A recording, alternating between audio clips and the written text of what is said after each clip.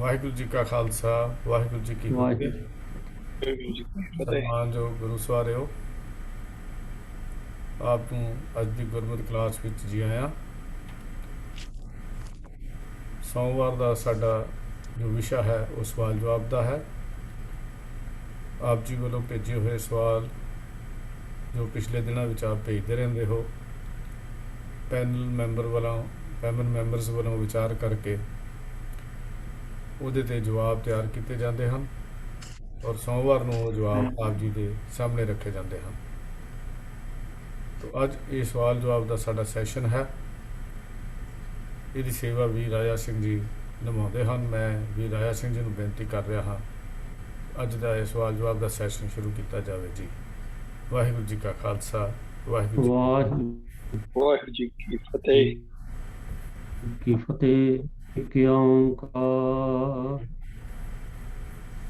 ਸਤਿਨਾਮ ਕਰਤਾ ਪੁਰਖ ਨਿਰਭਉ ਨਿਰਵੈਰ ਅਕਾਲ ਮੂਰਤਿ ਅਜੂਨੀ ਸੈਭੰ ਗੁਰ ਪ੍ਰਸਾਦਿ। ਵਾਹਿਗੁਰੂ ਵਾਹਿਗੁਰੂ ਵਾਹਿਗੁਰੂ ਵਾਹਿਗੁਰੂ। ਵਾਹਿਗੁਰੂ ਜੀ ਕਾ ਖਾਲਸਾ, ਵਾਹਿਗੁਰੂ ਜੀ ਕੀ ਫਤਿਹ। ਸਾਰੀ ਸੰਗਤ ਨੂੰ ਜੀ ਆਇਆਂ। ਔਰ ਸ਼ੁਰੂ ਕਰਨ ਤੋਂ ਪਹਿਲਾਂ ਮੈਂ ਬੇਨਤੀ ਕਰਨ ਲੱਗਾ ਸਾਰੇ ਪੈਨਲ ਮੈਂਬਰਸ ਨੂੰ ਉਹ ਕਿਰਪਾ ਕਰਕੇ ਸੰਗਤ ਕੋਲ ਆਪਣੀ ਹਾਜ਼ਰੀ ਲਵਾਉਣਗੇ ਜੀ। ਵੀਰ ਤੇਜਿੰਦਰ ਸਿੰਘ ਜੀ। ਵਾਹਿਗੁਰੂ ਜੀ ਕਾ ਖਾਲਸਾ, ਵਾਹਿਗੁਰੂ ਜੀ ਕੀ ਫਤਿਹ। ਸਾਹਿਬ ਪ੍ਰਭ ਕੀਰਤਨ ਸਿੰਘ ਜੀ। ਵਾਹਿਗੁਰੂ ਜੀ ਕਾ ਖਾਲਸਾ, ਵਾਹਿਗੁਰੂ ਜੀ ਕੀ ਫਤਿਹ। ਭੈਣ ਮਨਿੰਦਰ ਕੌਰ ਜੀ। ਵਾਹਿਗੁਰੂ ਜੀ ਕਾ ਖਾਲਸਾ, ਵਾਹਿਗੁਰੂ ਜੀ ਕੀ ਫਤਿਹ। ਪ੍ਰਿੰਸੀਪਲ ਸੁਰਿੰਦਰ ਸਿੰਘ ਜੀ। ਪ੍ਰਿੰਸੀਪਲ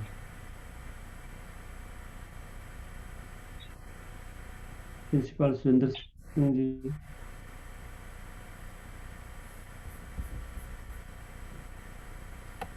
ਫਿਰ ਤੁਸੀਂ ਪੁੱਛ ਕੀਤੀ ਹੈ ਅਨਮਿਊਟ ਕਰਨ ਦੀ। ਅੱਛਾ ਆਏ ਹੋਏ ਨੇ। ਭਾਈ ਖਾਲਸਾ ਫਤਿਹ ਜੀ। ਵਾਹਿਗੁਰੂ ਜੀ ਕੀ ਫਤਿਹ ਜੀ। ਹਾਈ ਸਾਹਿਬ ਐਮਪੀ ਸਿੰਘ ਜੀ।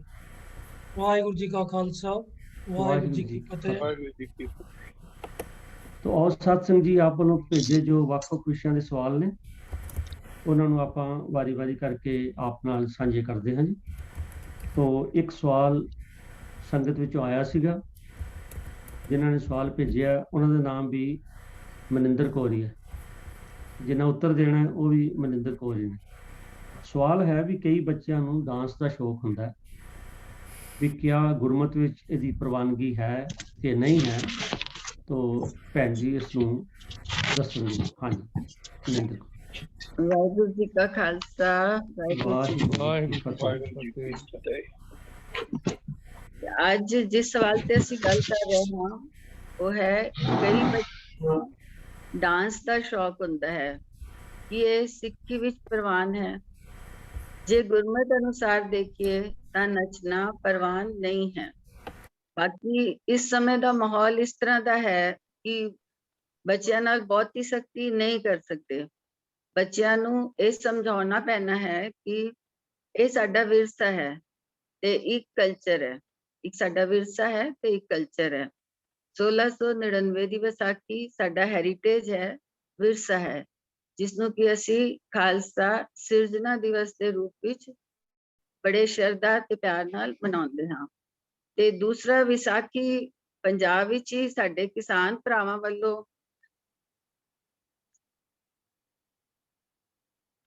ਫਸਲਾਂ ਦੇ ਤਿਆਰ ਹੋਣ ਦੀ ਖੁਸ਼ੀ ਵਿੱਚ ਨੱਚ ਟੱਪ ਕੇ ਮਨਾਉਂਦੇ ਹਨ। ਬੜੀ ਪਹਿਲਾਂ ਸੁਣੀ ਹੋਈ ਕਵਿਤਾ ਹੈ, ਮਾਰ ਦਾ ਦਮਾਮੇ ਜੱਟ ਮੇਲੇ ਵਿੱਚ ਆ ਗਿਆ। ਕਿਸਾਨ ਫਸਲਾਂ ਵੇਚ ਕੇ ਵਿਹਲਾ ਹੁੰਦਾ ਸੀ, ਘਰ ਦੇ ਵਿੱਚ ਅੰਨ ਧਨ ਆਇਆ ਹੁੰਦਾ ਸੀ ਤੇ ਉਹ ਖੁਸ਼ੀ ਦਾ ਪ੍ਰਗਟਾਵਾ ਤੇ ਖਾਣ ਪਾਣ ਦਾ ਪ੍ਰਗਟਾਵਾ ਹੈ ਜੋ ਵਿਰਸੇ ਚੋਂ ਨਜ਼ਰ ਆਉਂਦਾ ਹੈ। ਪਰ ਉਸ ਵਿੱਚ ਲੱਚਰਤਾ ਨਹੀਂ ਹੁੰਦੀ ਸੀ। ਭੰਗੜਾ, ਗਿੱਧਾ ਪੰਜਾਬ ਦੇ ਫੋਕ ਡਾਂਸ ਹਨ। ਲੋਕ ਗੀਤਾਂ ਤੇ ਲੋਕ ਡਾਂਸ ਦਾ ਬੋਲੀਆਂ ਨੂੰ, ਭਾਸ਼ਾਵਾਂ ਨੂੰ ਬਚਾਉਣ ਵਿੱਚ ਬਹੁਤ ਵੱਡਾ ਯੋਗਦਾਨ ਰਿਹਾ ਹੈ। ਆਦਿ ਗੁਰੂ ਗ੍ਰੰਥ ਸਾਹਿਬ ਜੀ ਵਿੱਚ ਲੋਕ ਸੰਗੀਤ ਜਾਂ ਦੇਸੀ ਧਾਰਨਾਵਾਂ ਦੇ ਆਧਾਰ ਤੇ ਬਹੁਤ ਸਾਰੀ ਬਾਣੀ ਦੀ ਰਚਨਾ ਕੀਤੀ ਗਈ ਹੈ। ਇਹ ਲੋਕ ਧਾਰਨਾਵਾਂ ਉਸ ਸਮੇਂ ਆਮ ਪ੍ਰਚਲਿਤ ਸਨ ਤੇ ਲੋਕਾਂ ਵਿੱਚ ਹਰਮਨ ਪਿਆਰੀਆਂ ਸਨ। ਇਸ ਕਰਕੇ ਸੰਤਾਂ ਭਗਤਾਂ ਨੇ, ਗੁਰੂ ਸਾਹਿਬਾਨਾਂ ਨੇ ਲੋਕ ਧਾਰਨਾ ਦੇ ਆਦਰਸ਼ ਤੇ ਵੰਨ-ਸਵੰਨੇ ਰੂਹਾਨੀ ਗੀਤਾਂ ਦੀ ਰਚਨਾ ਕੀਤੀ। ਲੋਕ ਕਾਵਿ ਦੇ ਜੋ ਰੂਪ ਅਪਣਾਏ ਗਏ ਉਹ ਹਨ ਅਲਾਹੁਣੀਆਂ, ਆਰਤੀ, ਸੋਹਿਲਾ, ਕਰਹਲੇ, ਘੋੜੀਆਂ, ਬਿਰਹੜੇ, ਵਣਜਾਰਾ, ਵਾਰਾਂ ਆਦਿ। ਦੁਨੀਆ ਅੱਗੇ ਨੱਚਣ ਨਾਲ ਕੁਝ ਹਾਸਲ ਨਹੀਂ ਹੋਣਾ।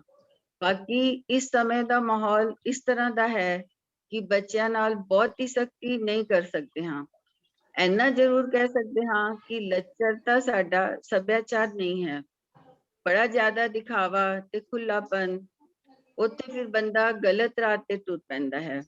ਉੱਥੇ ਸਾਨੂੰ ਬਚਣ ਦੀ ਲੋੜ ਹੈ। ਸਾਫ ਸੁਥਰਾ ਸਾਡਾ ਜਿਹੜਾ ਪੁਰਾਣਾ ਵਿਰਸਾ ਸੀ, ਕਲਚਰ ਸੀ, ਗਿੱਧਾ, ਭੰਗੜਾ ਆਦਿ, ਉਸਨੂੰ ਅਸੀਂ ਕਿਸੇ ਹੱਦ ਤੱਕ ਪ੍ਰਵਾਨ ਕਰ ਲੈਂਦੇ ਹਾਂ, ਪਰ ਇਸ ਵਿੱਚ ਫਿਰ ਨਸ਼ਾ ਵੀ ਨਾਲ ਰਲਦਾ ਹੈ। ਫਿਰ ਉਹ ਗਲਤ ਪਾਸੇ ਵੱਲ ਸੋਚ ਵਿੱਚ ਆ ਜਾਂਦੀ ਹੈ। ਉੱਥੋਂ ਬਚਣ ਲਈ ਅਸੀਂ ਇਹਨਾਂ ਚੀਜ਼ਾਂ ਨੂੰ ਅਵੋਇਡ ਕਰਦੇ ਹਾਂ। ਅਦਰਵਾਈਜ਼ ਸਾਫ ਸੁਥਰਾ ਜਿਵੇਂ ਕੋਈ ਖੁਸ਼ੀ ਦਾ ਮਾਹੌਲ ਹੈ, ਆਪਸ ਵਿੱਚ ਰਲ ਮਿਲ ਕੇ ਬੈਠੇ, ਇਹ ਵੱਖਰੀ ਗੱਲ ਹੈ। ਸਾਡੇ ਜਿਹੜੇ ਸੱਭਿਆਚਾਰਕ ਗੀਤ ਨੇ, ਜਿਹੜੇ ਸਾਫ ਸੁਥਰੇ ਨੇ, ਗੰਦਲੇ ਗੀਤ ਜਿਨ੍ਹਾਂ ਵਿੱਚ ਲੱਚਰਤਾ ਹੀ ਨਿਰੀ ਭਰੀ ਪਈ ਹੈ, ਨਸ਼ਾ ਹੀ ਭਰਿਆ ਪਿਆ ਹੈ, ਉਹ ਤਾਂ ਸਾਡੇ ਸੱਭਿਆਚਾਰ ਦੇ ਨਹੀਂ ਹਨ। ਪਰ ਇਸ ਤਰ੍ਹਾਂ ਦੇ ਗੀਤਾਂ ਰਾਹੀਂ ਸਾਨੂੰ ਉਹ ਜਿਹਾ ਹੀ ਬਣਾ ਕੇ ਪੇਸ਼ ਕੀਤਾ ਜਾ ਰਿਹਾ ਹੈ। ਪੰਜਾਬੀਅਤ ਨੂੰ ਜਿੱਦਾਂ ਦਾ ਪੇਸ਼ ਕੀਤਾ ਜਾ ਰਿਹਾ ਹੈ, ਨਸ਼ੇ ਤੇ ਬੰਦੂਕਾਂ ਆਦਿ ਨਾਲ, ਕਿ ਪੰਜਾਬੀ ਏਦਾਂ ਦੇ ਹੁੰਦੇ ਨੇ। ਪਰ ਬੱਚੇ ਵਰਡਿੰਗ ਨੂੰ ਸੁਣਦੇ ਹੀ ਨਹੀਂ ਹਨ, ਮਿਊਜ਼ਿਕ ਤੇ ਹੀ ਨੱਚੀ ਜਾਂਦੇ ਨੇ।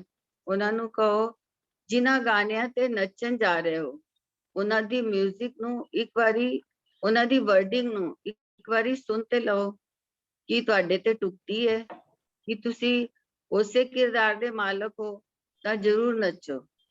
ਕਿ ਗੁਰੂ ਸਾਹਿਬਾਨਾਂ ਨੇ ਤੁਹਾਡਾ ਕਿਰਦਾਰ ਇਹੋ ਜਿਹਾ ਬਣਾਇਆ ਹੈ ਕਿ ਤੁਸੀਂ ਇਸੇ ਵਿਰਸੇ ਨੂੰ ਬਿਲੋਂਗ ਕਰਦੇ ਹੋ। ਜਿਹੜੇ ਵਿਰਸੇ ਨੂੰ ਬਿਲੋਂਗ ਹੀ ਨਹੀਂ ਕਰਦੇ, ਉਸ ਤੇ ਪੈਰ ਉਛਾਲਨੇ ਤੇ ਖੁਸ਼ ਹੋਣਾ ਸ਼ੋਭਦਾ ਨਹੀਂ ਨਾ। ਕਿਉਂਕਿ ਜੋ ਤੁਸੀਂ ਕਰ ਰਹੇ ਹੋ ਉਸਦਾ ਮਤਲਬ ਆਪਣੇ ਆਪ ਨੂੰ ਪੇਸ਼ ਕਰ ਰਹੇ ਹੋ। ਮੈਂ ਇੱਦਾਂ ਦਾ ਹਾਂ, ਸਮਝਣ ਦੀ ਗੱਲ ਹੈ। ਅੱਜ ਜਿਨ੍ਹਾਂ ਗਾਣਿਆਂ ਤੇ ਬੱਚੇ ਨੱਚ ਰਹੇ ਹਨ, ਉਹਨਾਂ ਵਿੱਚ ਗੰਦਗੀ ਬੜੀ ਆ ਗਈ ਹੈ, ਜਿਸ ਨੂੰ ਸੱਭਿਆਚਾਰ ਤੇ ਲੋਕ ਗੀਤ ਕਰਕੇ ਪੇਸ਼ ਕੀਤਾ ਜਾ ਰਿਹਾ ਹੈ। ਉਹ ਸਾਡਾ ਸੱਭਿਆਚਾਰ ਨਹੀਂ ਹੈ। ਸਾਡਾ ਸੱਭਿਆਚਾਰ ਸੀ ਮਾਤਾ ਗੁਜਰ ਕੌਰ ਵਾਲਾ, ਮਾਤਾ ਖੀਵੀ ਜੀ ਵਾਲਾ, ਬੇਬੇ ਨਾਨਕੀ ਜੀ ਵਾਲਾ, ਸਾਹਿਬਜ਼ਾਦਿਆਂ ਵਾਲਾ, ਸ਼ਹੀਦਾਂ ਵਾਲਾ। ਗੁਰੂ ਸਾਹਿਬ ਨੇ ਸਾਡੇ ਕੁੰਡ ਚੁੱਕੇ ਨੇ, ਗਲੋਂ ਚੁੰਨੀਆਂ ਥੋੜੇ ਲਵਾ ਦਿੱਤੀਆਂ ਨੇ। ਪਹਿਲਾਂ ਸਾਨੂੰ ਆਪਣਾ ਸੱਭਿਆਚਾਰ ਪਹਿਚਾਨਣਾ ਪੈਣਾ ਹੈ। ਜਿਹੜੀਆਂ ਚੀਜ਼ਾਂ ਬਾਜ਼ਾਰ ਦੇ ਵਿੱਚ ਸਜਾ ਕੇ ਪਈਆਂ ਹੋਈਆਂ ਨੇ, ਉਹੀ ਬਾਜ਼ਾਰ ਵਿੱਚ ਵੀ ਨੇ, ਉਹੀ ਘਰਾਂ ਵਿੱਚ ਵੀ। ਅਸੀਂ ਉਹੀ ਸਮਾਨ ਵਰਤਦੇ ਹਾਂ, ਪਰ ਘਰ ਵਿੱਚ ਹਰ ਸਮਾਨ ਨੂੰ ਟਿਕਾਣੇ ਸੀ ਰੱਖਦੇ ਹਾਂ। ਪਾਣ ਦੇ ਕੱਪੜੇ ਵੱਖਰੇ, ਭਾਂਡੇ ਵੱਖਰੇ, ਹਰ ਚੀਜ਼ ਨੂੰ ਸਹੀ ਜਗ੍ਹਾ ਤੇ ਰੱਖਦੇ ਹਾਂ, ਕਿਉਂਕਿ ਉਹ ਸਾਡੇ ਨੇ ਤੇ ਸੰਭਾਲੇ ਹੋਏ ਨੇ। ਉਹਨਾਂ ਨੂੰ ਸੰਭਾਲਣਾ ਸਾਡੀ ਆਪਣੀ ਜ਼ਿੰਮੇਵਾਰੀ ਹੈ।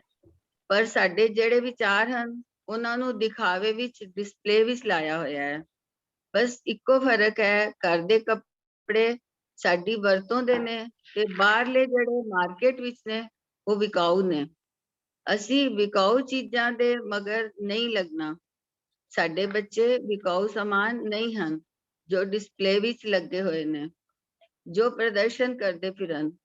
ਗਾਇਕੀ ਉਹ ਹੋਵੇ ਜਿਹੜੀ ਸਾਨੂੰ ਸਾਡੇ ਵਿਰਸੇ ਤੋਂ ਜਾਣੂ ਕਰਾਏ। ਮੁਕਤੀ ਗੱਲ ਇਹ ਹੈ ਕਿ ਇਹ ਮਨ ਦਾ ਚਾਅ ਹੈ, ਇਸਦਾ ਧਰਮ ਨਾਲ ਕੋਈ ਸੰਬੰਧ ਨਹੀਂ ਹੈ। ਖੁਸ਼ੀ ਦੋ ਤਰ੍ਹਾਂ ਦੀ ਹੁੰਦੀ ਹੈ, ਇੱਕ ਸੰਸਾਰ ਦੀ ਤੇ ਦੂਜੀ ਅਧਿਆਤਮਕ ਖੁਸ਼ੀ ਹੈ। ਜੇ ਗੁਰੂ ਦੀ ਖੁਸ਼ੀ ਲੈਣੀ ਹੈ ਤੇ ਸਿਧਾਂਤ ਤੇ ਚੱਲਣਾ ਪਵੇਗਾ। ਜੇ ਮਨ ਦੀ ਖੁਸ਼ੀ ਲੈਣੀ ਹੈ, ਸੰਸਾਰੀਆਂ ਨਾਲ ਚੱਲਣਾ ਪੈਣਾ ਹੈ। ਬਾਹਰਮੁਖੀ ਡਾਂਸ ਜੋ ਹੈ ਉਹ ਸੰਸਾਰੀਆਂ ਲਈ ਹੈ। ਗੱਲ ਸਪਸ਼ਟ ਹੋ ਗਈ ਹੋਵੇਗੀ।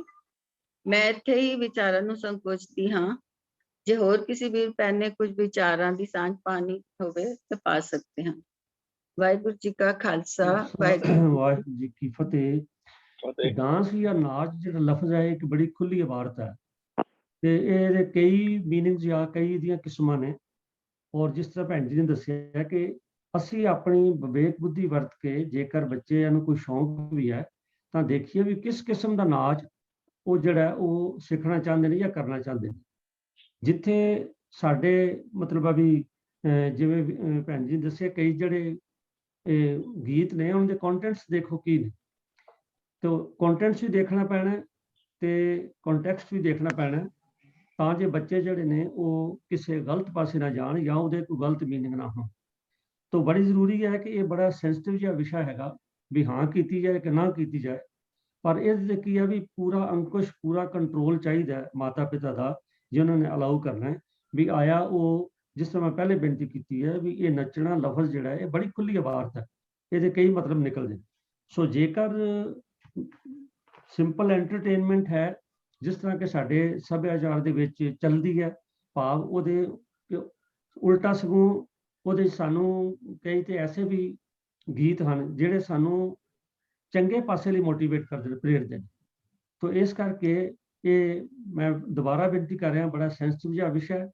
ਹਰੇਕ ਮਾਤਾ ਪਿਤਾ ਨੂੰ ਜੇ ਉਹਨਾਂ ਅਲਾਉ ਕਰਨਾ ਬੱਚੇ ਕਹਿੰਦੇ ਨੇ ਤੇ ਸਾਰੇ ਇਹਦੇ ਪ੍ਰੋਜ਼ ਐਂਡ ਕੌਨਸ ਵੇਖ ਕੇ ਤੇ ਉਹ ਆਪਣਾ ਫੈਸਲਾ ਜਿਹੜਾ ਲੈਣਾ ਚਾਹੀਦਾ। ਤੋ ਭੈਣ ਜੀ ਆਪ ਜੀ ਦਾ ਧੰਨਵਾਦ, ਆਪ ਜੀ ਨੇ ਇਹਦਾ ਸਾਨੂੰ ਉੱਤਰ ਜਿਹੜਾ ਹੈ ਉਹ ਬਾਖੂਬੀ ਦਿੱਤਾ ਹੈ, ਬਹੁਤ ਬਹੁਤ ਧੰਨਵਾਦ।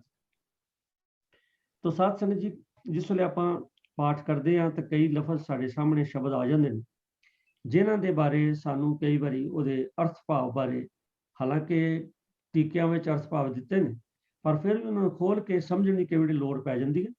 ਤਾਂ ਉਹ ਜਿਹਾ ਇੱਕ ਸਵਾਲ ਸਾਡੇ ਕੋਲ ਆਇਆ। ਗੁਰੂ ਗ੍ਰੰਥ ਸਾਹਿਬ ਜੀ ਦੇ ਵਿੱਚ ਤੁਕ ਹੈ ਇੱਕ, ਮੈਂ ओलगिया ओलगी हम छोरू थारे। तो सवालकर्ता ने पूछा जी भी जो लफ्ज ओलगी है ऊड़ा खुला है, लल्ले के पैर विच हाहा है, गगे नूं बिहारी, ਇਹਦਾ ਕੀ अर्थ है? मैं बेनती कर रहा साथ किकर सिंह जी नूं भी वो कृपा करके ਇਹਦੇ बारे चानन पाओ।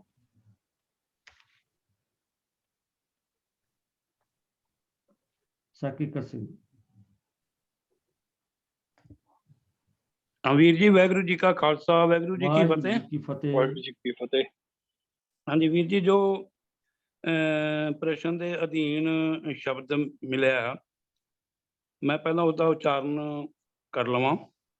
ਮੈਂ ओलगियां ओलगी हम छोरू थारे, ज्यों तू राखें त्यों रहां, मुख नाम हमारे। ਵੀਰ ਜੀ, ਇਹ ਰਹਾਉ ਦਾ ਸ਼ਬਦ ਹੈ ਔਰ ਰਾਗ ਆਸਾ ਦੇ ਵਿੱਚ ਪਹਿਲੀ ਪਾਤਸ਼ਾਹੀ ਸਾਹਿਬ ਸ੍ਰੀ ਗੁਰੂ ਨਾਨਕ ਦੇਵ ਜੀ ਦਾ ਉਚਾਰਨ ਕੀਤਾ ਹੋਇਆ। ਇਸ ਤੋਂ ਪਹਿਲਾਂ ਕਿ ਆਪਾਂ ਇਹਦੀ ਥੋੜੀ ਜਿਹੀ ਵਿਚਾਰ ਕਰੀਏ, ਇਹ ਸ਼ਬਦ ਮੂਲ ਰੂਪ ਵਿੱਚ ओलग, ओलगी, ओलगियां ਅਤੇ ओलगनी, ਇਹਦੇ 3-4 ਰੂਪ ਹੈ ਤੇ ਇਹ ਮਰਾਠੀ ਭਾਸ਼ਾ ਦਾ ਸ਼ਬਦ ਹੈ। ਮਹਾਨ ਕੋਸ਼ ਭਾਈ ਕਾਹਨ ਸਿੰਘ ਨਾਭਾ ਦੇ ਅਨੁਸਾਰ, ਕਿਉਂਕਿ ਇਹ ਆਪਣੀ ਆਮ ਇੱਧਰਲੀ ਪੰਜਾਬੀ ਜਾਂ ਹਰਿਆਣਵੀ ਜਾਂ ਇੱਧਰਲੀ ਜੋ ਸਾਡੀਆਂ ਭਾਸ਼ਾ ਇੱਧਰ ਵਰਤੀਆਂ ਜਾਂਦੀਆਂ ਉਹਨਾਂ ਦਾ ਸ਼ਬਦ ਨਹੀਂ ਹੈ। ਸੋ ਮੂਲ ਰੂਪ ਵਿੱਚ ਮਰਾਠੀ ਭਾਸ਼ਾ ਤੋਂ ਸ਼ਬਦ ਲਿਆ ਗਿਆ। ओलग ਜਾਂ ओलगनी ਤੋਂ ਭਾਵ ਪਰਾਏ ਘਰਾਂ ਵਿੱਚ ਸਾਫ ਸਫਾਈ ਕਰਨੀ, ਜੂਠੇ ਬਰਤਨ ਸਾਫ ਕਰਨੇ ਆਦਿ ਉਹ ਕੰਮ ਜਿਹੜੇ ਕੰਮਾਂ ਨੂੰ ਅਮੀਰ ਲੋਕ ਕਰਨ ਤੋਂ ਕੰਨੀ ਕਤਰਾਉਂਦੇ ਹਨ, ਭਾਵ ਆਪਣੀ ਸ਼ਾਨ ਦੇ ਖਿਲਾਫ ਸਮਝਦੇ ਹਨ। ਇਹ ਪ੍ਰਥਾ ਪੁਰਾਣੇ ਸਮਿਆਂ ਵਿੱਚ ਵੀ ਸੀ ਅਤੇ ਕਾਫੀ ਹੱਦ ਤੱਕ ਅੱਜ ਵੀ ਜਾਰੀ ਹੈ। ਖਾਸ ਕਰਕੇ ਸ਼ਹਿਰਾਂ ਵਿੱਚ ਤਾਂ ਅੱਜ ਵੀ ਜ਼ਿਆਦਾ ਹੈ। ਹੁਣ ਆਪਾਂ ਗੱਲ ਕਰਦੇ ਹਾਂ ओलग ओलगनी ਦੀ। ਗੁਰਬਾਣੀ ਫਰਮਾਨ ਹੈ, ਰਾਗ ਆਸਾ ਵਿੱਚ ਹੀ ਭਗਤ ਰਵਿਦਾਸ ਜੀ ਦਾ ਸ਼ਬਦ ਹੈ, ਸੰਤ ਆਚਰਨ ਸੰਤ ਚੋ ਮਾਰਗ, ਸੰਤ ਚ ओलग ओलगनी। ਭਾਵ, हे ਗੁਰੂ ਜੀ ਮੇਰੇ ਤੇ ਕਿਰਪਾ ਕਰੋ, ਮੈਨੂੰ ਸੰਤਾਂ ਵਾਲਾ ਆਚਰਨ ਭਾਵ ਚਾਲ ਚੱਲਣ ਅਤੇ ਕਰੈਕਟਰ। ਸੰਤਾਂ ਵਾਲਾ ਬਖਸ਼ੋ, ਸੰਤ ਚੋਂ ਮਾਰਗ, ਸੰਤਾਂ ਦਾ ਮਾਰਗ ਬਖਸ਼ੋ ਅਤੇ ਸੰਤਾਂ ਦੇ ਸੇਵਕਾਂ ਦੀ ਸੇਵਾ ਕਰਨੀ। ਇਹ ਮੇਰੇ ਤੇ ਕਿਰਪਾ ਕਰੋ ਤਾਂ ਕਿ ਮੈਂ ਸੇਵਕਾਂ ਦੀ ਸੇਵਾ ਵੀ ਕਰ ਸਕਾਂ। ਸੰਤ ਚ ਓਲਗ ਓਲਗਣੀ। ਅਤੇ ਅਗਲੀ ਪੰਕਤੀ ਦੇ ਵਿੱਚ ਭਗਤ ਜੀ ਇੱਕ ਹੋਰ ਮੰਗ ਕਰਦੇ ਹੈ, ਔਰ ਇੱਕ ਮੰਗੋਂ ਭਗਤ ਚਿੰਤਾਮਨ। ਅਤੇ ਮੈਂ ਇੱਕ ਹੋਰ ਵਸਤੂ ਵੀ ਮੰਗਦਾ ਹਾਂ, ਉਹ ਹੈ ਜੀ, ਇਹ ਮਾਲਕ ਜੀ ਤੇਰੀ ਭਗਤੀ ਜਿਹੜੀ ਕਿ ਮਨ ਚਿੰਦੇ ਫਲ ਦਿੰਦੀ ਹੈ। ਚਿੰਤਾ ਮਨ ਤੋਂ ਭਾਵ ਚਿੰਤਾ ਦੀ ਮਣੀ ਨਹੀਂ ਹੈ, ਚਿੰਤਾ ਮਨ ਤੋਂ ਭਾਵ ਜਿਹੜੀ ਉਹ ਵਸਤੂ ਜਿਹੜੀ ਮਨ ਚਿੰਦੇ ਫਲ ਦਿੰਦੀ ਹੈ, ਉਹ ਹੈ ਜੀ ਤੁਹਾਡੀ ਭਗਤੀ। ਉਹ ਵੀ ਕਿਰਪਾ ਕਰੋ ਤੇ ਮੈਨੂੰ ਬਖਸ਼ੋ। ਹੁਣ ਜਿਹੜਾ ਮੂਲ ਸ਼ਬਦ ਹੈ ਜੀ, ਆਪਾਂ ਉਸ ਵੱਲ ਆਉਣੇ ਆ ਜਿੱਥੋਂ ਇਹ ਸ਼ਬਦ ਲਿਆ ਗਿਆ ਹੈ। ਪਹਿਲਾਂ ਉਹਦਾ ਪਾਠ ਕਰ ਲਈਏ ਜੀ।